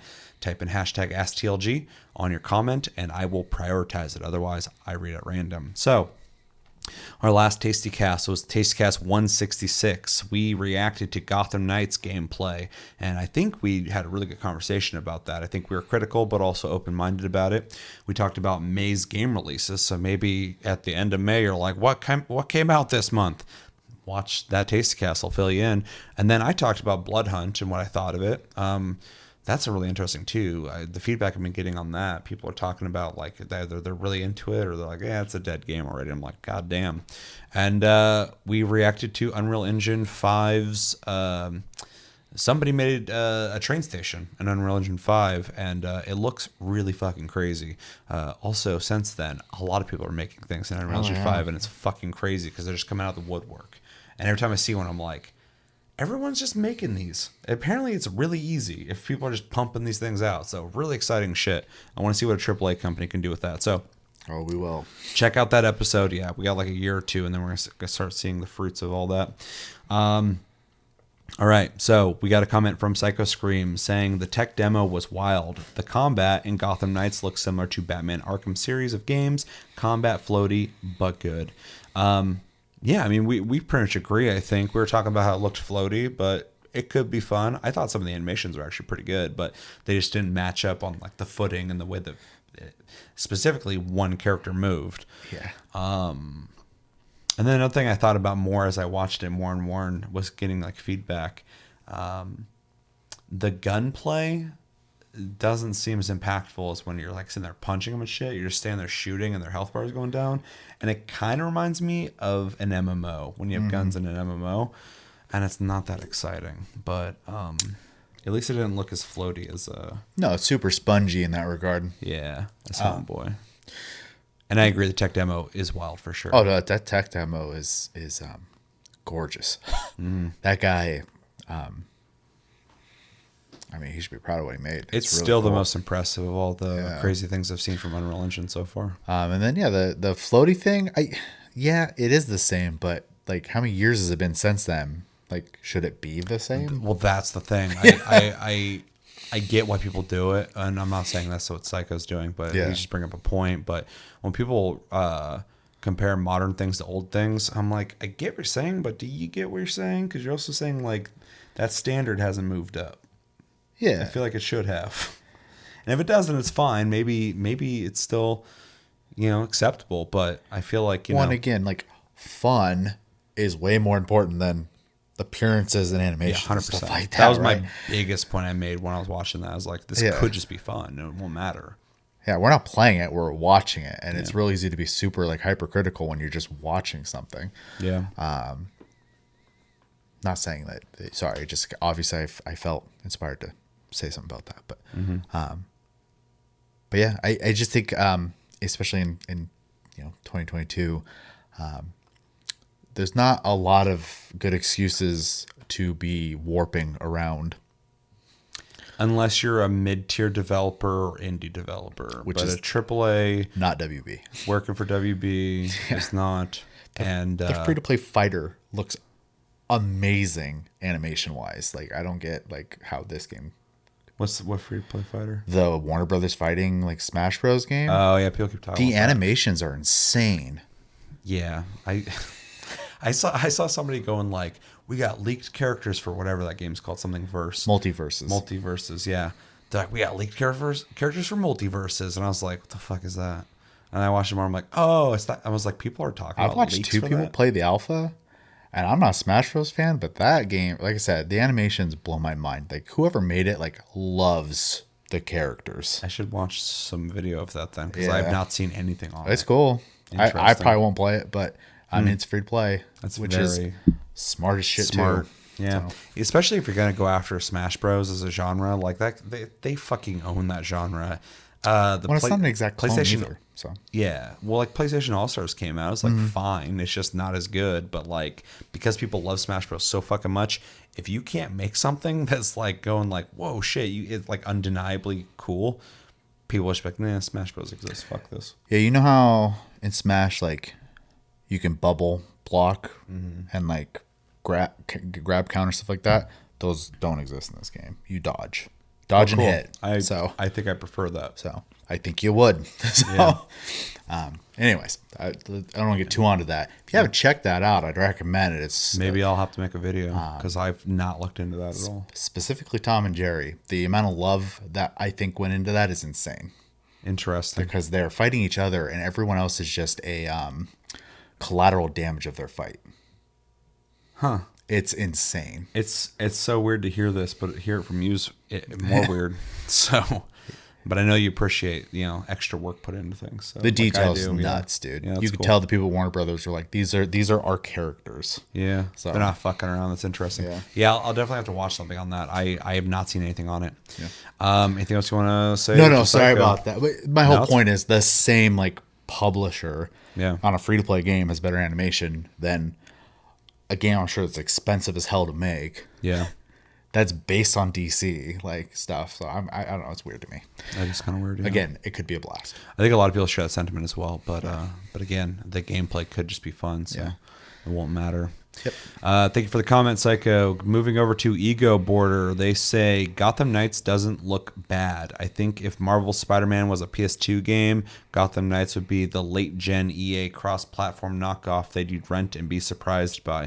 Very, very possible. Honestly, when we were talking about I feel like we were very fair and nuanced with that game because there are things about it I thought looked pretty bad. But there's also a lot of potential there and a lot of stuff that I was like, it's a co-op game. You're running around fucking Gotham with a friend, like getting loot and beating people up and shit. That sounds like a good time. It doesn't sound, Sure. it doesn't look horrible. So it could. I'm hoping for exactly what you're saying. I want to be surprised by it. I feel like there's potential for that. I also yeah. feel like there's potential. I'm like, it's not as good as it could have been. But at the very least, I don't think it's going to be a bad game. There's some people who think it's going to be like complete trash. Yeah, I wouldn't go that far. I don't think so. I just think it might be underwhelming. That's about as far as I think it could be. But I hope it's like you play and you're like, wow. Like when I played Outriders and I was like, and it's not an amazing game, but like I was like, that game looks like shit. And then I played, I'm like, it's pretty fun. Yeah. So I hope it's that kind of situation at the 100%. very least for me. So Yeah, I agree. anything else you want to add to that? No, I like the comparison to PlayStation 2, but Yeah, it's a little out there, but it lands. So yeah. yeah, thank you for the comment. Ego Border. We got Ryder saying, fear one with these graphics in quotations. Continuing saying, hearing that made me feel oddly sexual. You and me both, buddy. When I said it, I was like, whoo, shit. I would love that. So I'm with you. Continuing, he says, I'm down. But that's one of the conversations I used to get in with people who claim ray tracing don't make that much difference. Fucking baking lights onto shit and placing fake light sources at best. You'll get something that'll look great at a certain time of day or lighting condition, and dog shit other times, or dog shit other times. Ray traced lighting can be a generation. I'm butchering your comment. Ray trace lighting can be a generation leap visually for a lot of games, and this is lumen ray tracing, so it wouldn't even destroy performance that much. Fucking preach, dude. Like we continued talking about this a bit, and I'm glad to see that Ryder actually understands the development process of making games. Like a lot of people don't understand like how like light sources and lighting and touching up certain things and creating environments works in development. And then I'm not going to give you guys a lesson on ray tracing because a lot of you probably don't even need it, but a lot of people don't know what ray tracing is, and it's like it's cutting a lot of the extra work out of the process, in that you have the ray that they're talking about being traced by different technologies. So like lighting, which is translating in real time, shadows, which is translating audio information, which is translating Reflections. reflections in real time. So now, for instance, if you have a mirror on a wall back in the day, you'd have to render that as almost like a screen. And so the game is looking at your character and rendering you twice. Yeah. Whereas if you have a surface that now is talking with the ray, it knows where you are in communication at all times. That's the technology. It's communicating constantly, and it's doing it in a way that can be demanding for sure. Like he's saying, though, it's going to get better. But it's happening in real time. So you don't have two different things happening at once. You're not being rendered twice. If you ever played a game where you look at a mirror and it's blurred out, it's because they don't want to render you twice. That's a decision they've made. And just like, if you can communicate lighting and shadows together, or have actual ambient lighting, and you're not using like, ambient occlusion and shit, that technology is cutting out a lot of the shit that they'd had to do extra, and it's happening in real time. So it gives you more freedom to realize things. So anyway, all that stuff aside, it is a technology I'm really excited for. And like you said, Lumen ray tracing with Unreal Engine 5, if it's on Unreal Engine 5, it's just going to run better than it was running before. And so we can get more out of it. And that is beneficial for everybody, but it's also beneficial for people on consoles where you're not getting full ray tracing. Well, it's also baked into the firmware for the graphics cards that exist too. So it's all communicating with each other because it's supposed to be in the first place. And basically it's just better optimization. Yeah. So, yeah. I'm really excited about that kind of stuff. And when you're talking about baked in lighting and stuff, exactly. You have to place lighting objects and stuff, and you can still do that with ray tracing. But when light is actually hitting surfaces and ambiently lighting from those surfaces now, because it knows how light works, it's a different game now, man. Like it's really impressive stuff. So I'm glad you get where I'm coming from. That's all I'm trying to say here. And yeah, Fear 1, dude. Fear's one of my favorite games ever. And for some reason, when we're watching that, I was just like, I'd love a Fear that looked that real. It'd be perfect. It'd be so demanding, though, if it looked that good and also still had like the walls that would blow apart and the fucking smoke that'll fill hallways and all that kind of shit. Though I do feel it'd be really easy to whoever owns the rights for Fear at this point. WB, I think. To just add they did it to Quake 2. So, I mean, like, yeah, you could do it to Fear. So. Yeah, I want a brand new one, though. Sure. Of that one. It would be... To just insert it. Be fun, if they just... Obviously, they got to pay someone to do that, but whatever. Mm-hmm. You know what I mean? You can still have ray tracing in Fear. Just obviously, the polygon count is not going to be as impressive as a new game, but for the sure, lighting will be awesome. So, yeah. Rest in peace, Fear. I love Fear so much. Fear 1, Fear 2, and 3 are like okay, but like Fear 1's like next level. Anything else you want to add to that? All right, thank you for the fucking circle jerk, Ryder.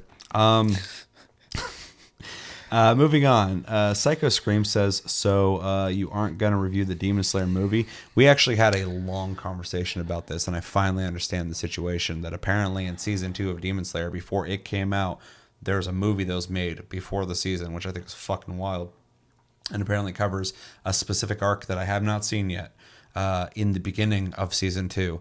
And Chevy hasn't watched it. I have not. And so my plan is to watch season 2 in its entirety and then watch the movie. Because if they made a whole movie, I assume it's not going to be... The story will probably be the same, but I don't think the animation and the scenes will be verbatim the same.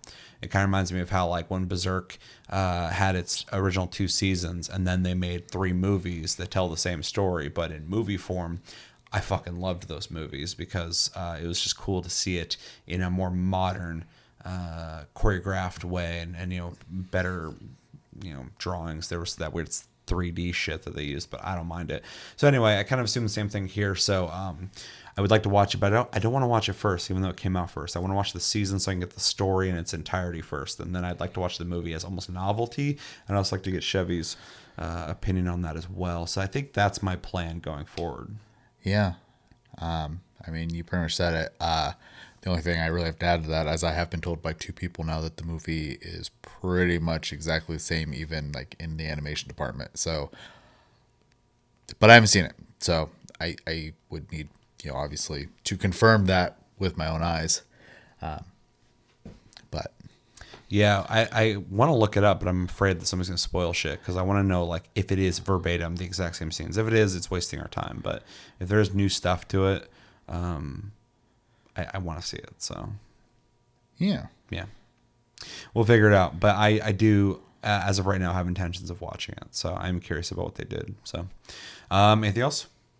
All right, thank you everybody who watched that episode, Tasty Cast 166, and thank you everybody who commented and Yeah, we're going to move over to the other video I did by myself where I went over all the information about the new Silent Hill leaks that came out. I got pictures, I got the details, I got info from the leaker themselves via Twitter, and I got information on 3.5 Silent Hills that are apparently in development right now, which is fucking crazy that there's that many projects. It sounds like, from multiple sources I've read, that Konami is behind the scenes right now going all in on trying to get Silent Hill back up. So that's interesting. Sounds like they don't want to lose the rights to the IP. Yeah, or they just want to make some money off of it, or Well, they're humoring if they can get people to buy their games again. Yeah. One, I know with copyright laws and stuff like that, you have to have like product constantly coming out. So I don't have a lot of faith in Konami. So I have very negative thoughts anytime they do anything. Yeah. I think at the very minimum, I think their company is at this point just driven by what makes the most profit. I think they value their brands only as monetary items. Mm-hmm. And so what they did with Contra and what they did with Metal Gear Survive or whatever just shows me that they don't respect the properties, but they figure they can make a quick buck off them. So I assume going into whatever they do with Silent Hill will be the same, but I'd love to be surprised. Yeah, that's my stance on it. We got some bot comments I need to delete, but it's a big problem on YouTube right now. But I thought it was just funny that like within like 3 seconds of me posting this video, I just had like 3 comments from bots instantly, and I thought it was funny. So I put a quote that said, "Hey, the bots are excited for Silent Hill." But we got some comments from 3 people that we're going to go through real quick. So the first one is from somebody named The Sims 3. Maybe it's the game itself. It has become sentient. Yeah, very scary. They say, I really like the monster design. Unlike in a lot of horror games or movies where the monsters look dead and grotesque looking, this one takes a more abstract, surreal, and even elegant approach, with most of its body covered in cherry blossoms, while also barely seeing the silhouette of its head. Silent Hill or not, looks like a really fun and unsettling enemy to deal with. I actually agree with you in the sense that... So my stance is like, as a Silent Hill game, it's not really working for me, but as a horror game, it's intriguing to me. It's got a thing going on that I'm like, I would like to know more about that. How is that going to work in a horror setting? It is unsettling. You're like, what the fuck is that? And of course, everybody's just going to try and make their own Pyramid Head. They want to have their Pyramid Head. They want some kind of iconic monster, but and it could be that, but it is an interesting design. The whole game looks interesting in its design, but the monster definitely is interesting as well. So I mean, I agree with you, Silent Hill or not, it is interesting. I would almost prefer it to be its own horror game. If this is just a new horror game coming out, I'd be like, oh, what's that? So at the very least, I am interested in what they're doing with it when it comes to monster design as well. So you have anything to add to that? I haven't seen any. Did you see it? Yeah. Let me see if I can find it real quick. So it's this guy right here in the background.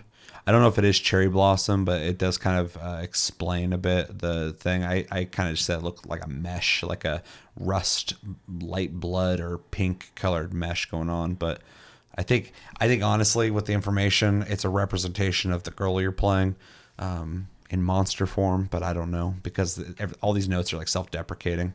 So I think it's a little too on the nose with Silent Hill always being about things you've done in the past, sins and all the horrible things you've done and all the mental aspects and cerebral aspects of that. So I see. But that does not look like Silent Hill to me.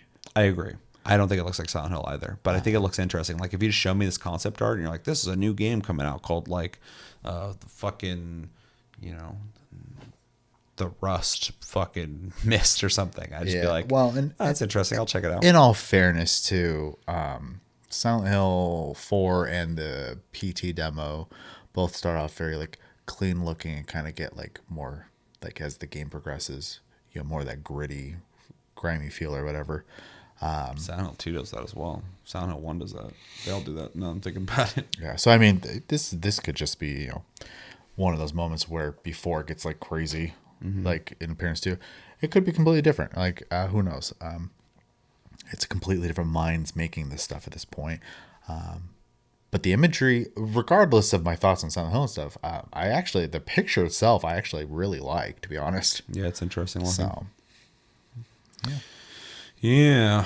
My big stance is I keep trying to like, I accepted this a long time ago, but when I talk to people and they're like, they got to bring Silent Hill back, I'm like, but it's not going to be the Silent Hill we got back in the day. That was of the era, that was of the time, that was that team, that was the creative juices at that time. That does not exist anymore. Those people aren't making it. These are new people, and what they have to do is not try to emulate what Silent Hill did, but fucking take what Silent Hill's about and own their own Silent Hill. That's what Kojima would have done for sure. Kojima, like the concept that we saw of Silent Hills looked nothing like Silent Hill. Yeah. But it was crazy and weird. And coming from Kojima, he would have made his own thing that's inspired by Silent Hill and would have owned that, like, this is mine. This is Silent Hills. This is what I'm doing. and in a very short period of time was terrifying. Oh, dude, PT was fucking one of the best horror experiences I've ever experienced in the game. It was nuts. And it's just a little fucking concept demo. Yeah. Such a fucking shame. Anything else you want to add to that? No. All right. So Tinkerbell says the second, third, fourth picks remind me of Resident Evil 7. So there's some pictures. It's all concept art, but it's all like internal. And go watch this episode if you want to see all the full details. I go through it very thoroughly. It's like 40 minutes long, but there's a lot of these concept pictures that look like they're almost first person perspective in these trashy areas. The wallpaper's falling off. Everything looks like shit. And you can tell it's a first person perspective because it looks like someone's holding a flashlight. It is drawn, but it is definitely concept art. Yeah. And so they're referring to those pictures, reminds them of Resident Evil 7. And I thought it'd be interesting if, this isn't the original. This isn't Team Silent. This is somebody else developing this game, probably Bloober Team or something. Under Konami, it's like, hey, fucking make a game people are going to like and they're going to buy. And they're like, well, what's Resident Evil doing? Well, they've been doing first person. Well, maybe we should fucking do that. Silent Hill 4 had first person in it at some parts. I think it'd be funny if Silent Hill would emulate Resident Evil. I think it's impossible for them not to do it a little bit, just because 7 and is it Village? That's Biohazard and Village. Yeah, both did fantastic and got positive feedback. I love them both. So they have to be looking at it. Like, yeah, for sure. So inspiration would obviously but be drawn. That's the fucking hilarious thing, though, is Resident Evil Biohazard is only first person the way it looks because PT got so much fucking hype. Yeah. And then PT got canceled, and soon after that, they're like, we're doing a first person game. Yeah. Like that. And it ended up being like, it brought Resident Evil back to horror, which, thank you. But it was right after PT and all of the hype that it built up from that. And Silent Hills gets canceled, and then they're like, Resident Evil is going to be a first-person game too. And it did really well. And then Village, they just fucking knocked it out of the park. They went crazy with it. It's such a fun game. And then it'd be funny to see a Silent Hill come out and be like, we're going to do what Resident Evil's doing. Yeah. It's like full circle. It's fucking hilarious to me. So like yeah. Tomb Raider to Uncharted to Tomb Raider. 100%. It's the exact same thing. It's It's Tomb Raider emulates Uncharted now, and it's like, that's so weird. So yeah, I agree with you, Tinkerbell. I think it also it 100% seems like it's inspired by Resident Evil. Also, how did we get Sims 3 and Tinkerbell in this chat? These are people from TikTok, dude. These are TikTok people. Probably. Okay, so last comment of this episode is from Mikasa0101 saying, gonna be Life is Strange with Silent Hill texture pack and Pyramid Head romance side story DLC. True. This, I said, is the real fucking nightmare. This shit, I read that, I was like, oh my god, dude. Life is Strange, Silent Hill, you're fucking killing me with this shit. But also, there is 100% a fucking demographic of people who are looking for that. But not only that, they're looking for a Pyramid Head romance side story DLC. That would sell like fucking hotcakes. It's pretty much gonna sell. The Dead by Daylight guy, not Dead by Daylight. Yeah, or making a romance A game with romance the game killers. because so- it's, dude, the horniest community on the fucking internet when it comes to video games is the Dead by Daylight community, which is bizarre because I thought I was a part of that for a long time. Like, I love Dead by Daylight. I play it all the time.